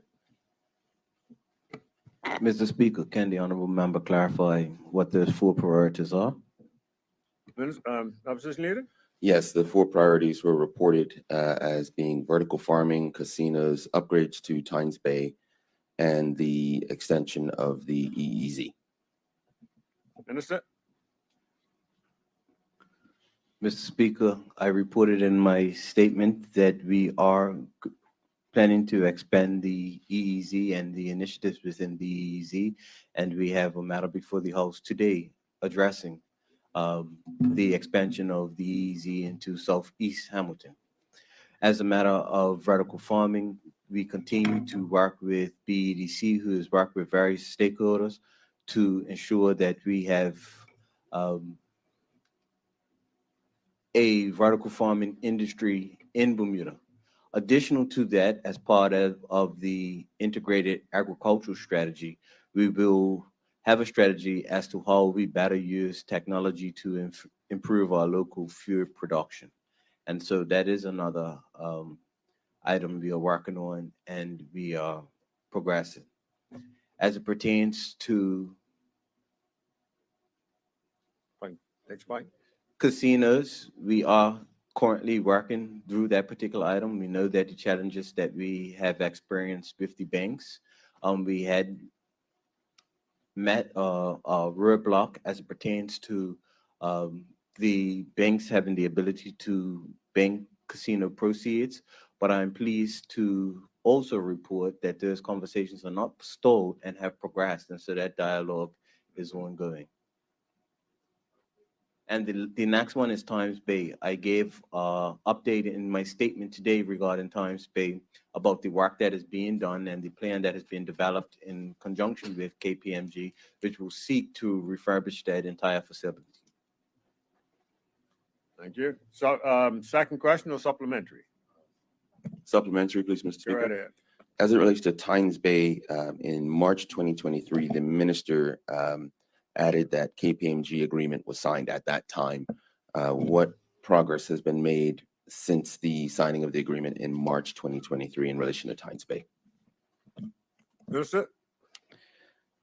Mr. Speaker, the government has been extremely transparent with the progress that has been made regarding these particular matters, and we also have a site where we update the progress made on these matters. So that is a matter of public record, but I would say that we are in advanced stages of having a completed project plan where we'll determine what will be the ultimate model that the government will decide on for the refurbishment of the facility. Thank you. Further supplementary or second question? Second question, please, Mr. Go Speaker. ahead. Yes, the Honorable Minister had mentioned the updates on the government site. The question relates to that government site. Our last update was in June of 2023. Can the minister commit to when the next update will be published online? Minister? I have approved updates that are more current than that June. Maybe it was a matter of the cyber attack as to why the approved updates are not on the site, but I will ensure that the site is updated accordingly, and I thank the minister for that, the honorable member for that. Supplementary or new question? New question, please, Mr. Okay. Speaker. Go right ahead. Would the Honorable Minister be able to clarify the ongoing activities of the PMO or Project Management Office, which he spoke about previously relating to the Economic Recovery Plan? Minister? The Project Management Office is the primary facilitator of ensuring that the initiatives within the Economic Recovery Plan are actually progressing. The government departments, organizations, they report their progress into the Project Management Office.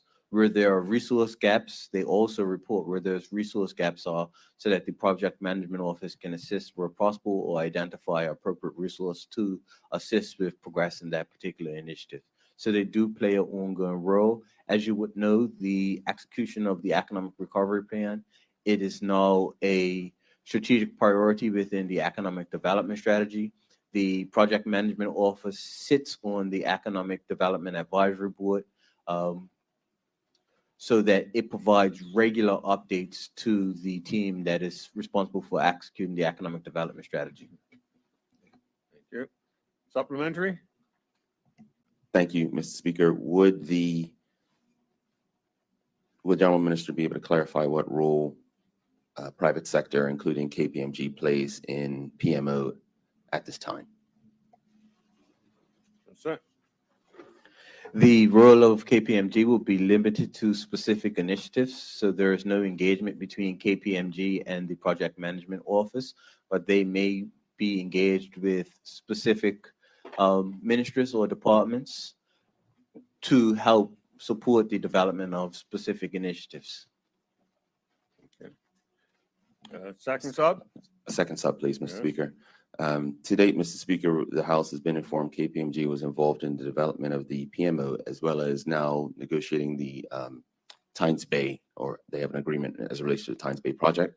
Would the Honorable Minister be able to explain how much money has been incurred or how much KPMG has cost to date? Minister? Mr. Speaker, there's a matters of public record and in the public domain.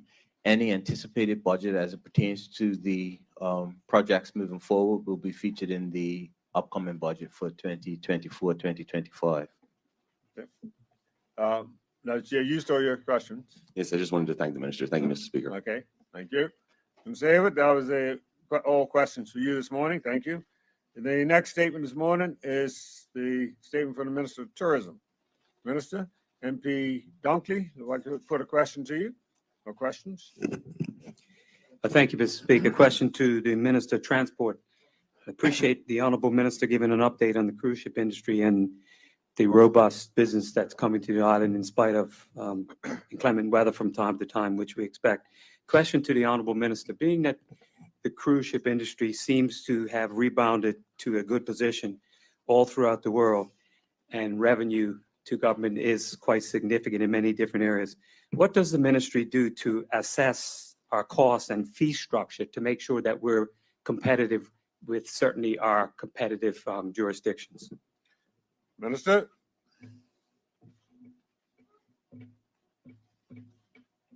Mr. Speaker, we evaluated from time to time, as we said in 2000 and I think it was 19, we increased the fees for the cruise ship industry. And we are talking to them from time to time, and we're happy right now where we are, but as time goes on, we will look at it further. Supplementary or new question? A supplementary, Mr. Yeah. Speaker. Obviously, because the minister, by the answer that he's given, they must compare to other jurisdictions. Does Bermuda fall in, what position does Bermuda fall as far as costs go? Are we at the higher end of the scale or the lower end of the scale? And as far as revenue is concerned, per cruise ship or per passenger, where do we rank in that area, Mr. Speaker? Minister? I don't have that information readily available, but I can try to see if I can get information for the honorable member. Okay. Second sub or new question? New question. I appreciate that. The Honorable Premier was talking to me across the floor and saying number one, and I hope we're number one to capitalize on the revenue over the next couple of years. A second question, Mr. Speaker. One of the concerns that I've been aware of, and I think many members of this honorable chamber have been also aware of through the years, is that it is said that the cruise ships take quite a large percentage of the local excursions that are created in every jurisdiction. Sometimes I hear up to 70%.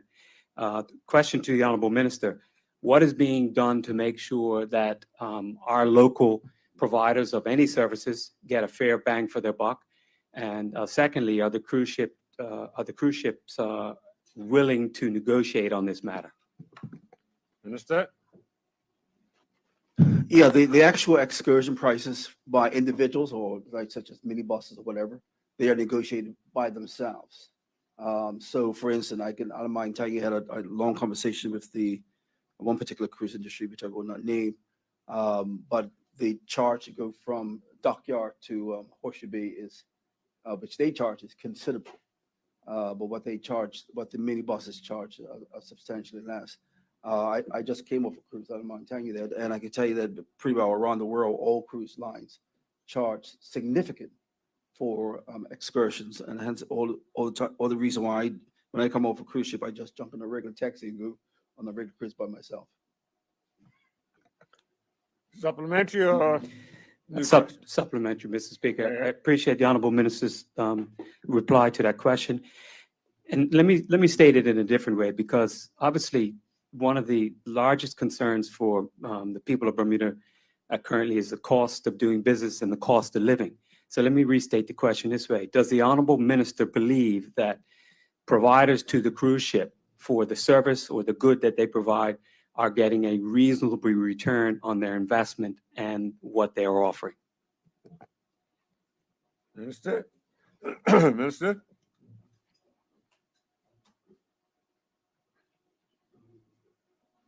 Can the honorable member state again? I'm not clear what it's saying. Yeah, I'm happy to try to restate the question. So, Mr. Speaker, as I said, the cost of living and the cost of doing business are challenges that many people are talking about. With my original question in this part, the second question is, it is rumored that the cruise ships take 70% of the excursion fees. So in light of the high cost of doing business, the high cost of living in Bermuda, does the honorable minister believe that the local providers of these goods and services are making a fair return on the excursion price from the cruise ships? I believe I said earlier, Mr. Speaker, is that what I said earlier, Mr. Speaker, is that the cruise lines themselves charge a certain rate as far as excursion. This is what they charge their cruise ship passengers. It's the individuals or the companies, whether it's minibuses, whether it's the aquarium or whatever, they charge their own particular rate. I'm assuming when they do the budgets, they charge a certain rate that they want to get a return on. But the excursions, cruise ship industry says, I'm going to charge, let's say, $150 for just seeing the number, $150 for a 2-hour or 3-hour tour around the island, wherever they are. And where another particular, whether taxi or minibus or whoever's providing the service may say, I'm charging $100. That's up to them to decide what they're charging. Supplement? Final supplementary, Mr. Yes. Speaker, before I turn it over to my honorable colleague. I appreciate the honorable minister's answer, but maybe we're still not on the same page. What I'm trying to get from the honorable minister is, does he believe that if it's $150 for a tour around the island and the operator of that minibus or taxi is getting, say, $100, does he think that's a fair return on their investment, Mr. Speaker? Because if he does, then we're in a good position. If he doesn't, what are we doing to negotiate with the cruise ships to get in a better position? That's the key, Mr. Speaker. Mr. Speaker, that's not up for us to negotiate with the the cruise lines. It's up for that particular provider to actually negotiate what they want to provide. They'll say, I'm charging 125. It's up to them what they want to say as far as what they're charging. No further questions? Minister, you have additional questions from MP Jackson. MP Jackson, would you like to put your question? Good morning, Mr. Speaker. Can I just ask a supplemental before I get to mine? Sure. So just a supplemental to the bit about the excursions on the cruise ships. What, if anything, is the government doing to maintain a competitive environment? Because it would, just listening to the conversation here, if one company is providing all of the excursion services to the cruise ship, how does that allow any of the smaller individual businesses that would like to service the passengers on the cruise ships to actually get in and be competitive, given the fact that the return is so low and difficult to make it worthwhile as far as profit is concerned? Minister? Mr. Speaker, I think none of my members are making an assumption that it's low and that there's no return on the investment the individuals is putting in there. Thank you. Supplementary on that, or your own question now? It's going to be a supplementary on that. Yes, your second sub then. So I'm just going to maybe rephrase, but my question is, what is the government doing to just monitor to make sure that the cruise ship excursions are not doing business in a non-competitive environment with maybe some larger tourist attraction businesses here, leaving out the smaller entrepreneur that would also like to be a part of cruise ship excursions, but cannot afford to do that because the return that they get from the cruise ship is just too low to survive, to make it worth their effort. So if you have a large tour operator, you're only getting $100 per excursion out of it because the cruise ships are taking 70%. If you've got a large tour operating company, $100 per boat, it adds up. So they make a good profit. But if I've just got one boat, two boats, and I want to take people out snorkeling and I want to be a part of the official excursion, just getting a couple of $100 from that is just not going to be cost effective, which leaves out the entrepreneur who has a small business that would like to be a part of the cruise ship excursion program. Minister? Mr. Speaker,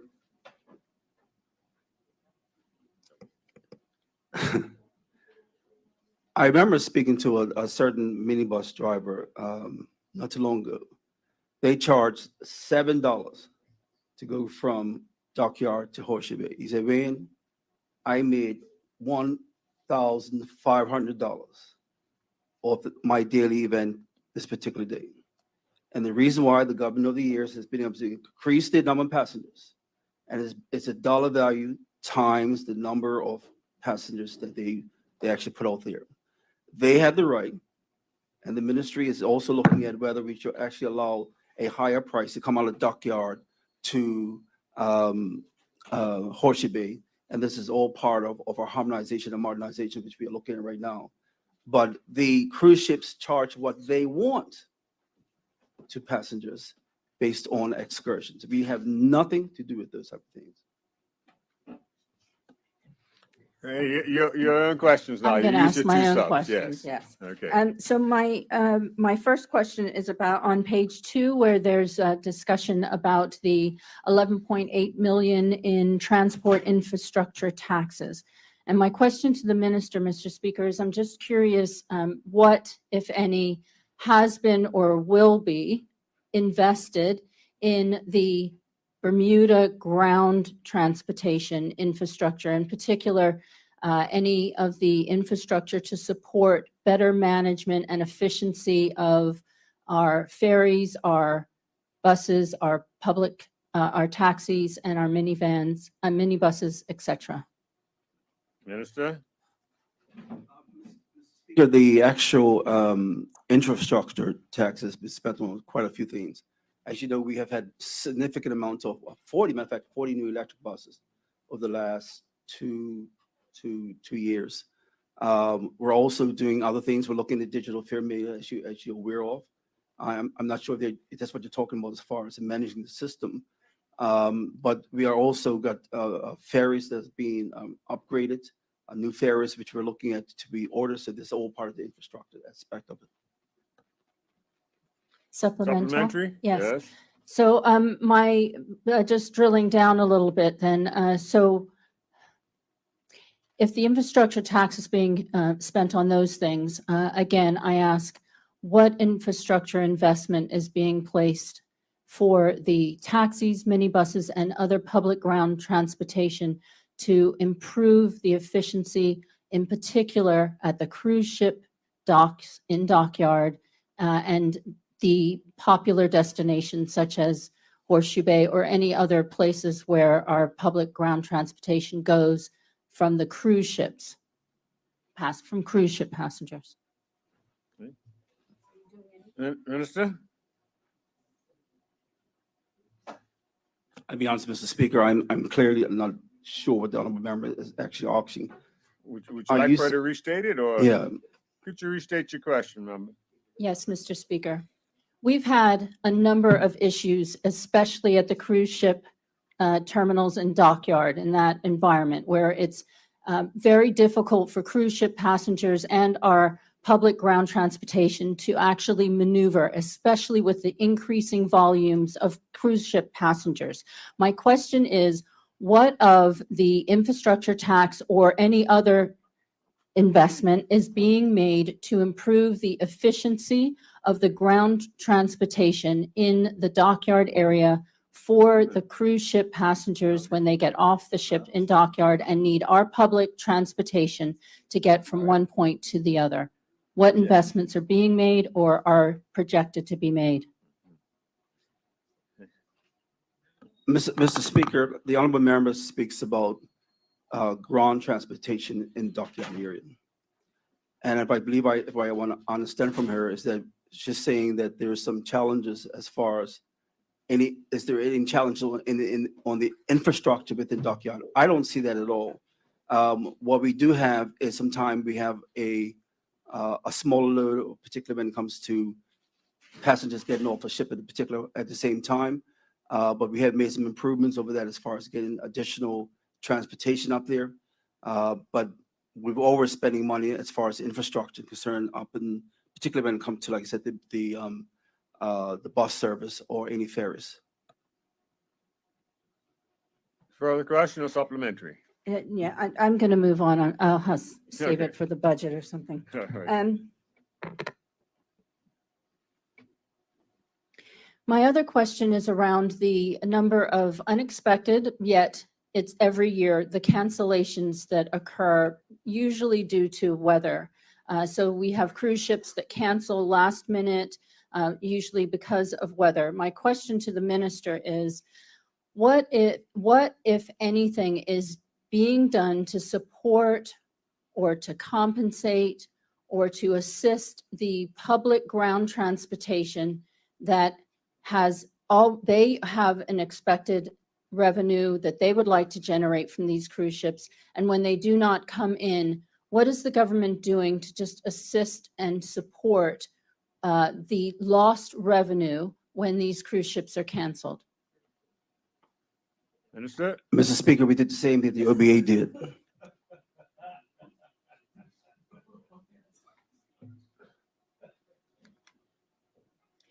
Supplementary. Supplementary, yes. The minister has quoted for the last couple of years now, significant growth in numbers, considerable increases in the number of cruise ship passengers coming to our island. Mhm. There is, beyond, maybe at historical levels for Bermuda, a number of cruise ship passengers coming on to this island. And when the cruise ship is canceled, the expectation of that revenue is lost. And I would just very much like to know what the government, what the PLP government would even like to do to compensate our public ground transportation, in particular the taxis and the minibuses, when that revenue is lost. We needed a direct question out of that. So yeah, I was trying to look for a direct question for the minister to say yes, no, or give an explanation to. Is the government prepared to consider any form of compensation or support when cruise ships are canceled and taxi drivers, minibus, other ground public transportation is then also penalized because of the cruise ship's cancellation? Okay, that was a direct question. Will government compensate those who lose out, in a sense? Minister? Mr. Speaker, that's not normally the business operation that we normally work with. Our focus is, over the years, we've increased the number of passengers up there in Dockyard. And there has been a significant amount of revenue collected by those particular, whether it's minibus drivers or taxi operators. And we all know that from time to time, there's cancellation one way or the other. And there's nothing in progress right now, or anything that's being considered to make any particular compensation for those individuals. Okay. When our cruise line doesn't come in. Okay. Thank you, Mr. Speaker. No further questions. Thank you. Thank you, members. Members, the next statement this morning that has questions is for Minister Furbert, T. Furbert, Minister for Youth. I got to get your new title correct, Minister. Sorry, for Minister of Youth, Social Development, and Seniors. And the question is from MP Jackson again. MP Jackson. Yes, thank you, Mr. Speaker.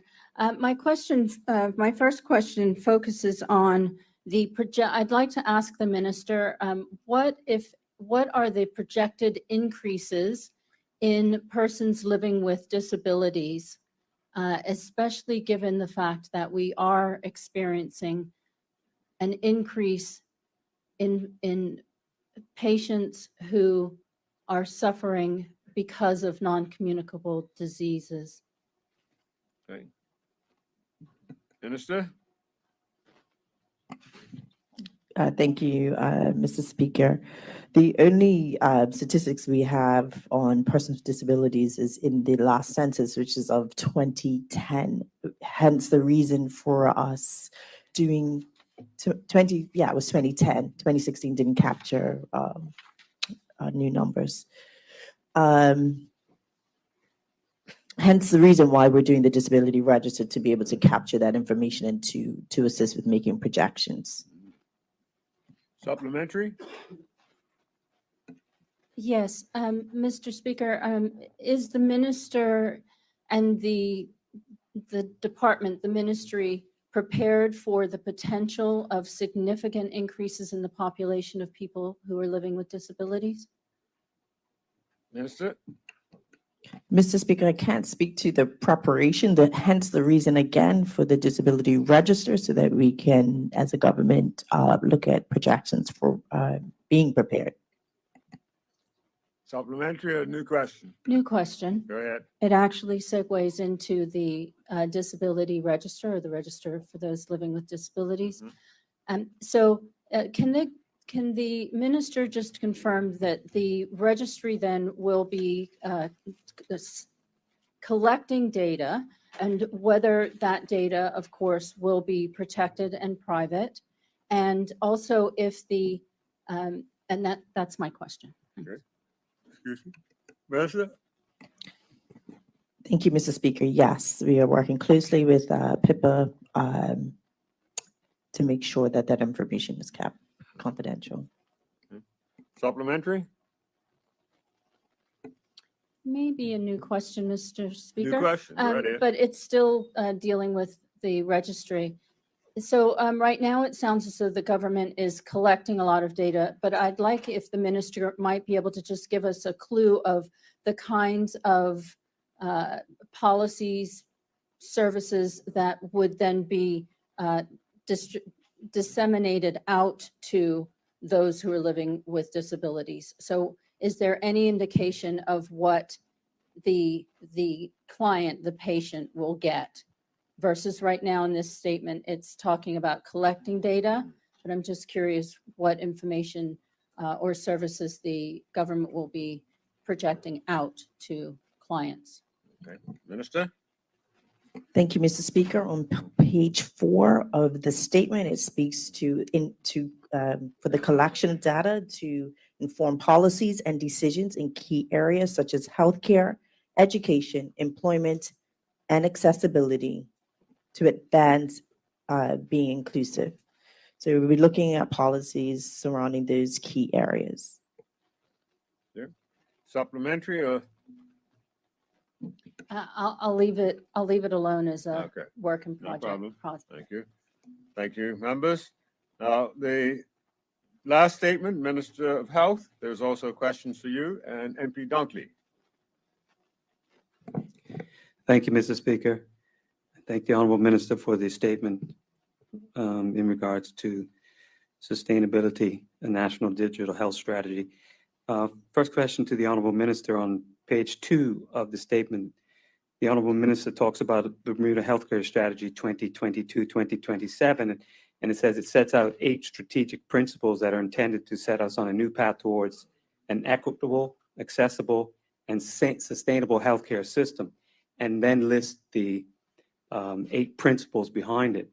In none of those principles, Mr. Speaker, does it list our only hospital, King Edward. So question to the Honorable Minister. What is the plan to make sure that our only hospital is financially sustainable into the future? Thank you, Minister. Thank you, Mr. Speaker. And with respect to the 8 principles under the Bermuda Health Strategy 2022-2027, which I've spoken about on several occasions, all of those 8 principles are interlocked, and they have to continue insofar as strengthening and harnessing our health system. They're all connected. Harnessing healthcare technology is the one that we're speaking about, but also that ties directly into the hospital's CERNA program, which allows for electronic records, which is going to produce cost savings as it relates to in the overall health system, as well as population health needs, which also will tie into BHB. The government has remained committed to ensuring that the hospital is financially sustainable. You'll recall that we did provide further resources towards the hospital insofar as the block grant and the issues that came to this House as it relates to a further supplemental. So again, the government is committed to ensuring that Bermuda's only hospital remains afloat and is financially sustainable. Supplementary? Go ahead. Supplementary, Mr. Speaker. I appreciate the answer from the Honorable Minister. The Honorable Minister did refer to supplementals to the hospital and the block grant, and I do recall that the total grant wasn't paid, and it had to be paid late. So the supplemental question, Mr. Speaker, is does the government believe that the current system of the block grant funding is financially sustainable for the hospital? Minister? Yes, Mr. Speaker, as has been discussed previously in this honorable chamber, particularly when we dealt with the supplemental, it was always envisioned that when the block grant was first introduced in 2019, that it would be revisited so that we can ensure financial sustainability with the hospital. Regrettably, everyone will know what happened in January to March of 2020. So we are now completing that exercise as it relates to ensuring financial sustainability with the hospital. The health stakeholders, including the BHB, meet regularly to review their financial circumstances as well as to look at ways that we can address their continued financial sustainability. The block grant was an interim provision. It was not meant to be forever and ever, but regrettably, again, COVID set us back. But we are still meeting with the hospital so that we can ensure that they are financially sustainable, because that is certainly an objective that each and every one of us wants to be seen to be fulfilled. Supplementary? Supplementary, Mr. Speaker. Yes. This is the first I've heard of an interim provision. And if that's the case, can the minister please inform this honorable House and the people of Bermuda when the interim provision will be reviewed or done away with, and what's the time frame on that? Minister? Yes, Mr. Speaker. Again, when the block grant was introduced, it was always meant for us to revisit that. However, again, COVID interfered with that particular objective. We are meeting regularly, including the hospital, to ensure that they are financially sustainable. And as more details are revealed, I will present that to this honorable House and members of the public. Supplementary? Yes, supplementary. Thank you, Honorable Minister. If it's being revisited right now, will we have an answer before the budget debate? Minister? Mr. Speaker, again, those reviews are taking place, and when I have the ability to provide more information to this, bless you, to this honorable House and the members of the public, that information will be forthcoming shortly thereafter. Thank you. Thank you. Mr. Dunkley, just your second question now. That's correct, Mr. Speaker. Thank you.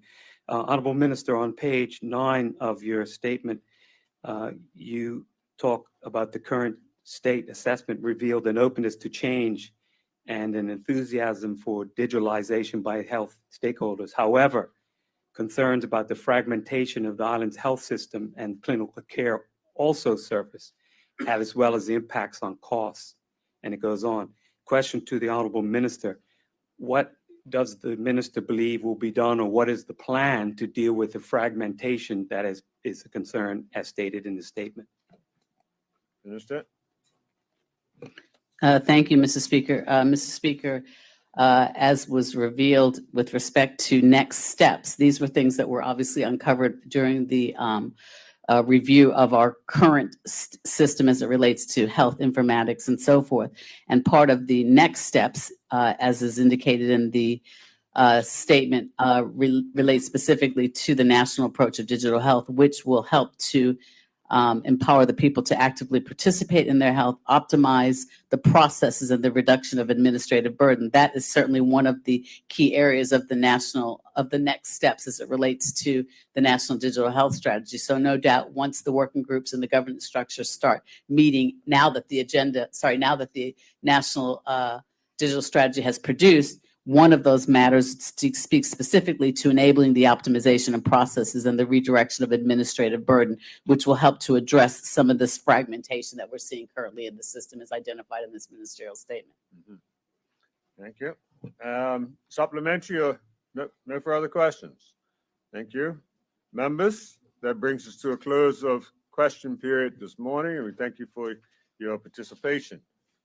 We'll now move on, and the next item on the order paper this morning is let me just set that.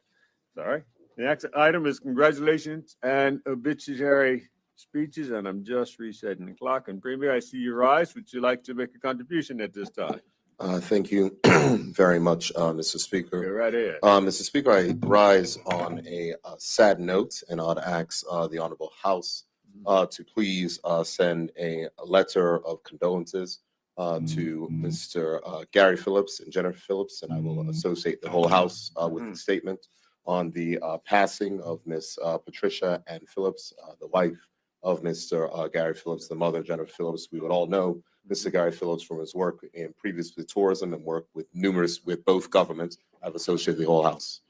And also, Ms. Jennifer Phillips, of course, is a board member of the Bermuda Tourism Authority. Ms. Phillips was always a very kind, generous person, of course, doing a number of works related to the arts here in Bermuda, and she certainly, Mr. Speaker, will be missed. I would hope that a letter could be sent to Mr. Phillips. In addition to that, Mr. Speaker, I would ask that this honorable House do send a letter of congratulations as we celebrate the incredible achievements of a Bermudian, Miss Leilani Nisbeth, who was the captain of her Florida State University women's football team, and to a second national championship and an undefeated season. It is hard to state how big of an accomplishment this is in the competitive world of college football, or as they call it in the United States, that dreaded S word.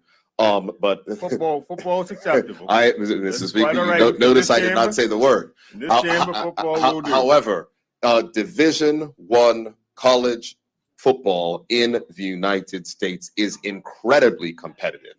No, they're not the SEC. I've got you. I got you. I know where you are. I know where you are. I know where you are. But I'm gonna stay on my line and let Mr. Yes, Speaker. But the fact time is it that this way. they are playing in the incredible competitive ACC. The fact that they have 2 national championships, runner-up trophies as well, winning conference championships. I mean, it is absolutely incredible, Mr. Speaker. And so I want to ensure I clearly will associate all members of this House with this. And I would hope that the Honorable House could send a letter to this fine young Bermudian who has certainly done herself proud, done her country proud, and certainly done her university proud. The final thing I wish to do, Mr. Speaker, I wish to send congratulations to our Bermuda youth delegates who are currently representing our island at COP28, led by primary delegate Noel Young, including Mr. Zane Sinclair, Malachi Simons, William Campbell, Ollie Cherry, and Isaiah Fraser. Myself, the Deputy Premier, had the honor to meet with them, to include them in some of our events and activities, and they are certainly representing Bermuda well on the global stage. Thank you. Any, Mr. Speaker. One sec. Good morning. MP Lister. You got on your feet early. Good morning, Mr. Speaker. I feel like the Premier read my notes because that's where I was going to start off with. Sending congratulations to Miss Leilani Nesbitt. Undefeated the whole season, 2 times national championships. Not much more you can say. But as I mentioned in the last house, Bermudians in all sport disciplines are punching above their weight and representing as well. So again, congratulations to Ms. Leilani Nesbitt. On a sadder note, I would like to send condolences to the family of Ms. Maybelle Rawlins of 90 Spice Hill Road, who has passed. So condolences. And I'd like to associate MP Tyrrell and MP Simmons Wade.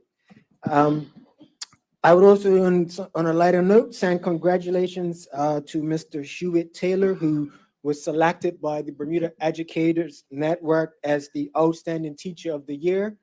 It's good to see a male teacher being selected.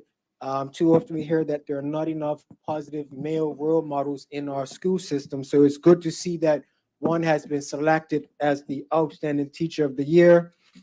And finally, Mr. Speaker, it will be remiss of myself. The last session of this House, I overlooked sending congratulations on the 80th anniversary to Bermuda Institute. They have been around for 80 years. I like to associate MP Keynes, and I know there's a few other alumni of, I see MP Cannon there. The number of hands that are going up, you need to associate I'll associate the whole house. Yeah. As MP Keynes said, School of the Prophets, 80 years. As alumni, I can say that I value the education that I learned, Christian education I learned at Bermuda Institute. 13 I was there for 13 long years, from kindergarten through to 12th grade. So they have left an indelible mark on myself, and I can say that a lot of who I am today is from the education that I learned at Bermuda Institute. So congratulations to them on their 80th anniversary in November. Thank you. And MP Fogo. Thank Let you, me Mr. reset the clock. Speaker, There you go. and welcome back. Thank you. Well, I have to join in the chorus. I'm going to call it a chorus in congratulating Leilani. From constituency 3, let me say that first and foremost. And she has Fogo in her bloodline. Let me say that second. Championship blood within her veins.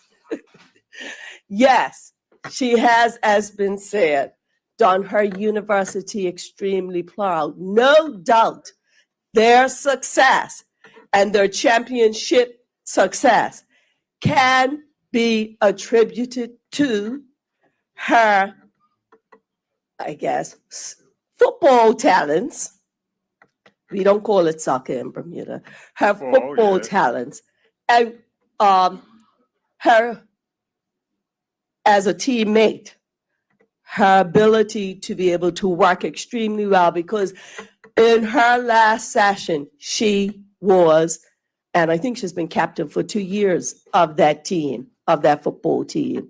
And so her ability and understanding of the game, and I'm sure her being able to employ strategy is what helped them have their success. She has 6 college rings, 4 ACC championship trophies, and as has been said, 2 national championships she's seen while with her team. First runner-up and second place in the national championship. And she has had, for her duration from 2019 to 2023, has seen nothing but success. She has done Bermuda proud. She has done her university proud. She has done her family proud, her constituency proud. And she will continue, no doubt, as an ambassador for Bermuda, especially in the world of sports, to keep Bermuda on the map, and she will continue to do her country proud. So kudos to Leilani. Thank you, Mr. Speaker. Thank you. MP Ming, do you have your 3 minutes? Good morning, Mr. Speaker. Good morning to you. Happy today. I have all congratulatory notes. Good. First one is a big shout out, thank you, and congratulations to the Bermuda National Trust. They hosted their annual Christmas walkabout in St. George's, God's country, last week.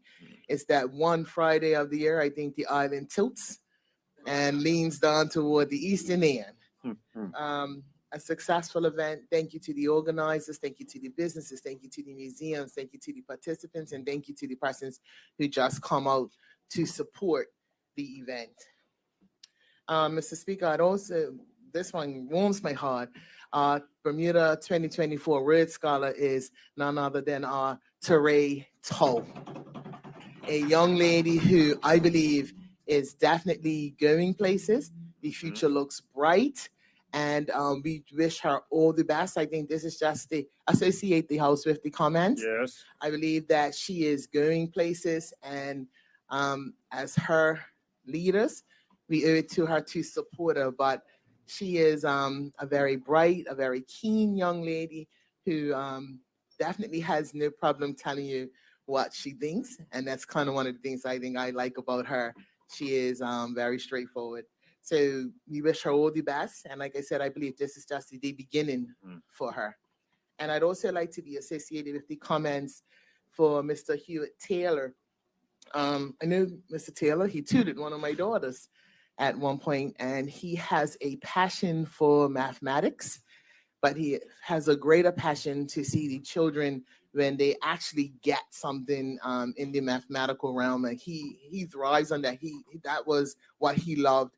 And he's very, very passionate about our young people and their capabilities. But I'd also like to thank the other teachers that were nominated as well, because we have so many things that we can say about our educators, but we have a lot of educators who are passionate and really do want to see our children doing well. And I'd like to associate MP Susan Jackson with this comments. Thank you, Mr. Speaker. Thank you. MP Cairns, we had a spring in your seat that time. Yes. Very quickly. You have your 3 minutes, sir. Good to see you again. Good to be back, sir. Mr. Speaker, today I would like to thank and congratulate the Bermuda Tourism Authority, the leadership, and the entire team for this year's Tourism Summit that was held on November 28th at the Hamilton Princess. The theme for this year was unifying our efforts to build a better tourism ecosystem. The conference saw over 200 attendees, tourism leaders, government officials, business leaders, partners. They had a whole day set over to discuss tourism in Bermuda. We saw a number of different panels, an aviation panel, a panel on leadership. There were a number of tourism-related panels. We had a panel by a young entrepreneur, Alameda She was the CEO and founder of Tropics. She had a fireside chat about her starting a brand, and she shared how Bermuda played a pivotal part in the launch of her brand. She was so excited about the relationship that she had with Bermuda that she brought back her entire leadership team and did her company summit in Bermuda and plans to return for that summit every year. This is simply what she came to Bermuda on a weekend with a friend and had a phenomenal time. She wanted to do something for our community, and she donated $10,000 to the Women's Resource Center. It was a phenomenal day. I would like to thank Ms. Tracy Berkeley and her leadership team for a phenomenal tourism summit. It was good to see. The actual conference was opened by the Honorable Owen K. Darrow, who shared his vision for tourism. He was working the room on that day. He met with the stakeholders. He met with a number of the people. It was good to see both the minister working in tandem with the BTA, and a wonderful summit. It was good to see MP Cannoneer there, who was also the shadow member who's responsible. He too was working with the BTA on that day. It was good to have a collaborative approach to tourism, and it was indeed a phenomenal day. Thank you, Mr. Speaker. Thank you, MP Gaines. MP Simmons Wade, you have the floor. Good afternoon, Mr. Speaker. Welcome back. Good afternoon. Thank you. First, I'd like to give congratulations who are the owners and operators of Kidney Care. Effective 2024, they have made the decision to waiver all of their co-pays. It's outstanding. In doing such, they are improving the care and encouraging people to take care of themselves. They are also easing the burden of individuals who have chronic kidney disease. I'm encouraging the medical profession to follow suit. If not all a complete waiver, a partial waiver. So congratulations to them. As I had mentioned before, I'm going to congratulate my constituents who are over the age of 70. So congratulations go to Raymond Swan, who is 85, and also to Richard Watkinson, who is 70 years old. I'd also like to congratulate the Green Team in Warwick, who had a great Christmas lighting ceremony. Trees, as you can drive past the Warwick Post Office in the evening, you will see it's beautifully lit up. On that evening, we had individuals coming from the community, getting together, having hot chocolate, desserts, et cetera, et cetera. So it was a very successful community event. At this time, I would also like to give condolences to Lois Scott, who was a nurse, a very, very significant member of the Seventh-day Adventist Church, and to her children, Jeannie, Pamela, Judy, Milton, Lynn, and Derek. She will be a miss in this community because she made major, major contributions, not just to the church, but individuals throughout this island. And I associate what? Oh, Ms. Fogo. Okay, MP Fogo. I'd also like to give condolences to the family of the late Kimberly Burns, a former neighbor, and her husband and her children, Amanda, Laura, and Jessica. She was a nurse who made significant contributions to persons with cancer, and she also made significant contributions to the Tennis Association. Thank you. Thank you, MP. That MP Swan. Thank you, Mr. Speaker. Mr. Speaker, I would like for a letter of congratulations and thank you be sent to Mr. Bob Carraro of Glebe Hill, who over the last few years has single-handedly, through his love for Bermuda and his love for our beloved game of golf, seen it not robbery, to ensure that when the pandemic hit, that the Bermuda Goodwill Tournament, the longest-serving pro-am golf tournament in the world, survived. I remember a few years ago, he held it ceremonially with only about 7 teams, just so that that year did not pass. This year, this week, he had 72 teams or more in Bermuda, with some Bermuda teams, teams from all over the world, from Scotland, from San Antonio, Texas, who I actually got a chance to meet. And what does that mean? They played over 3 golf courses simultaneously at least 20 teams. So 80 people playing simultaneously at Mid-Ocean, Belmont, and Port Royal, and rotating. Taxis were employed, persons were working in the hotel industry, and a lot of foreign currency was in circulation. But it's because of his love for Bermuda and his love for what that tournament meant to him over the years, and many of us, he made sure that it didn't die on the vine.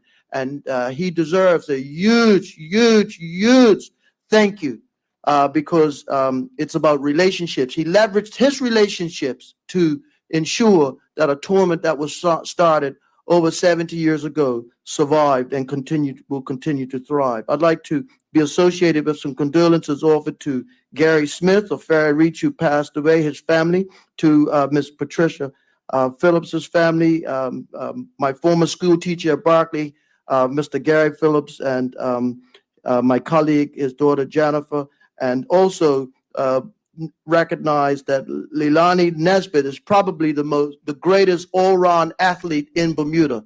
She follows the footsteps of many Bermudians who have played multiple sports, but she went to England as a cricketer and was picked up by Brighton University and ended up at Florida State.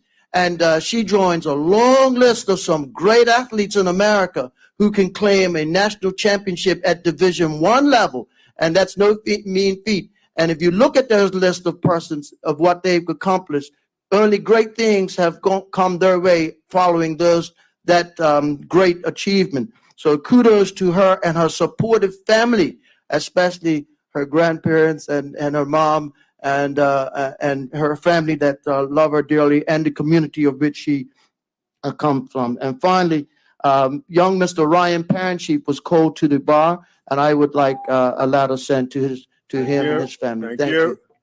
Any other member? MP Dunkley, you have your 3 minutes.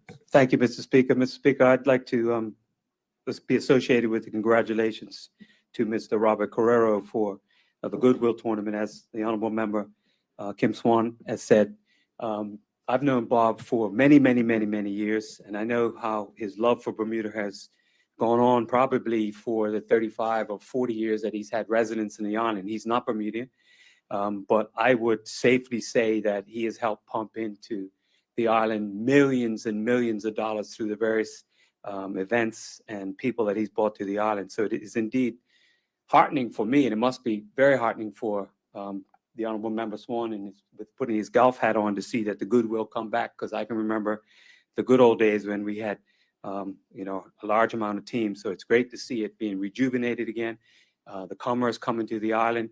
I'm only disappointed because I was supposed to play in a team and then I had to pull out because I had some surgery. And I missed the opportunity to play and enjoy the camaraderie, but it is a fantastic tournament. And it is awesome to see that it is on good standing now and will continue that way. I'd like to be associated with the congratulations that the Honorable Premier sent to Ms. Nisbet on winning the NCAA soccer championship again for women. I mentioned to the Honorable Premier that I realized years ago that young Ms. Nisbet was going to be a force to be reckoned with on the field, because I remember, and I said to the Honorable Premier, we were batting together. I hear members staying behind me. We can't play no football. Certainly, I can't play it now with my knee replacement, but I used to try to play it. But we were batting together in the Hiscox cricket. They used to have a national stadium, and Miss Nesbitt was bowling when the Premier and I were batting together, and she would come in and with fury, and she would let it go. She has a talent in many sports. Mr. Speaker, she might be playing cup match for St. George's because they need all the help they can get. Mr. Speaker, and I have Somerset members who want to be associated with that comment, Mr. Speaker. That sounds like the whole house there. No, not the whole house. There's some St. George's people who don't want to get into that boat. Mr. Speaker, on a sadder note, I'd also like to be associated with condolences to Gary Phillips and his family and his beautiful daughter, Jennifer, in the passing of Miss Phillips. I was actually communicating with Jennifer on Monday night, and when I heard shortly after that her mother passed, I had a big pit in my stomach. She was a lovely lady, And may the Lord provide Gary and his entire family with comfort and strength during this difficult period. Thank you. Thank you. Government Whip, MP Terrell. Thank you very much, Mr. Speaker, and welcome back. Thank you. Mr. Speaker, despite the name being called already, I ask that condolences be sent to the very large family of Gary Smith of St. George's, husband of Marcia. The reason I'm elaborating is because Gary was the son of Gladys Smith, who was the sister of recently deceased Lois Weeks, the mother of Minister Michael Weeks. And Gary also was the nephew of my mother-in-law, Valeria Duffy Butterfield. And he will certainly be missed. And if you would allow me, Mr. Speaker, to just give a quote from one of his nieces, Shan, to explain that he will be missed. She says that I realize in life that everyone has to go, but there are just some people you think that will always be there. And my Uncle Gary is one of them. Mr. Speaker, I ask again that condolences be sent to the entire family and hope they be blessed. And may Gary rest in heavenly peace. Thank you, Mr. Speaker. Thank you, MP Terrell. Minister, yes, you had anyone on your feet right now. You got the floor, Minister. Thank you, Mr. Speaker. Mr. Speaker, I come today on a very sad note initially, and I do ask, it's not so much a letter to be sent, but the prayers of this house for a young man from Sand Secondary Middle School that was involved in an accident yesterday while on his way home from work, on his way home from school. I understand that he is in serious condition and has been airlifted off the island, and so his family is out wherever he's been airlifted to, and I'm just trying to find some more information about that. But I do ask that this entire house send their collective prayers to that young man and wish him a speedy recovery. Mr. Speaker, I also would like a letter of condolences sent to the family of Mary Ferbert, a constituent of mine who has passed. I reached out to her sister and her daughter yesterday to speak with them. I also tried to reach her nephew, which Mr. MP Keynes would know, Jakai Franks, that is his aunt that has passed. Mary Ferbert is her name. I'd also like to be associated with the comments for the Teacher of the Year, Mr. Hewitt Taylor. Also at that ceremony, there was a recognition of a very good friend of mine and fraternity brother, Mr. Wayne De Silva. He was recognized for his long esteemed service within the public school system. I know Wayne De Silva, he's the teacher at Whitney, but he used to run these classes on Saturdays. And this was even during the pandemic, when we were coming out of the pandemic, to help students get caught up in their art work. And he would also try his very best to cultivate anyone who showed promise within art. And I do, it's a special occasion for me because my daughter used to take those classes. And as a result, several of her works under his tutelage have appeared in exhibits at City Hall. Mr. Speaker, I'd also like to send, like the House, and I will associate everyone, to send hearty congratulations to the honors assemblies that completed today for Cedar Bridge Academy, in which 60% of the student body have achieved honors in this first term. Mr. Speaker, especially, I do apologize, I was late today because I was attending the S1 honor ceremony as a parent, not as the minister, but as a parent. And I am proud to say that the daughter of my ministerial colleague, Vance Campbell, Vanessa, and my daughter, Layla, were a part of the students receiving awards. It's also a very special occasion for me, Mr. Speaker, as the top student at Cedar Bridge in S1 for this year was my daughter, Layla, along with Jasmine Sutton. And so they received awards for having the highest GPA out of the entire S1 cohort. So thank you, Mr. Speaker. Very good. MP Anthony Richardson. Good morning, Mr. Speaker. Welcome back. Thank you, sir. You have the floor. Colleagues, I'm going to be real quick today. First off, on a sad note, and that is for sister Muriel Richardson. She's not the one that I told you, another lady that I know quite well who died last week. Certainly want to give condolences to her family. She is what I refer to as a workhorse. She has some medical challenges, but trust me, she was always doing what had to be done on behalf of anybody and had a truly, truly big heart. I want to also acknowledge the recent passing of Miss Joy Grundy. She died a couple of weeks ago now. There was a memorial for her last week, Friday. And I would just say that to see her, she also had, obviously in her later stages, had some medical challenges, but you would never know. She was truly a majestical lady. When you see her walk, it was just really, really amazing to see. She was the wife of Dr. Reg Grundy. And interestingly, the minister was unable to attend the photography competition yesterday, and I went in his stead. That was put on, sponsored initially by his wife. This would have been his 100th birthday this year. And I want to say that the students that participated, they were as young as 7 up to age 18, absolutely tremendous. And for those of you who are alumni of BI, Bermuda Institute, they actually won a prize because they had the most number of entrants in the program.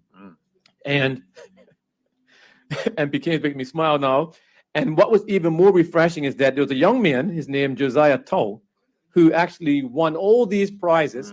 And at his 9 years old, he won the overall prize. One thing that made me smile though was that he would not smile until I asked him, why not? And his mother chimed in that there are reasons why he does what he does, but it's very, very serious. And if members of the public get a chance, go to Dockyard, a really, really tremendous exhibit to see what these young people did. And in some cases, they took pictures of skinks or lizards, as we know, and that requires so much patience. And so I want to make sure that I say congratulations. And of course, the minister, Mr. Rabane, wants to be added to those congratulatory marks. Thank you, Mr. Speaker. Thank you, MP Richardson. MP Famous, you have your 3 minutes, sir. Morning, Mr. Speaker. Welcome Morning. back. Thank you. Mr. Speaker, I want to give condolences to the family of Mr. Donald Redmond of Ponciana Estate. Also associate with the MP Richardson from Miss Muriel Richardson. I knew her well, of Lookout Lane in Devonshire. And another Devonshire resident, Mr. Gregory Smith, commonly known as Bumphead of Cron Lane, which is right across from Devonshire Rec. And MP Terrell wants to be associated with Bumphead.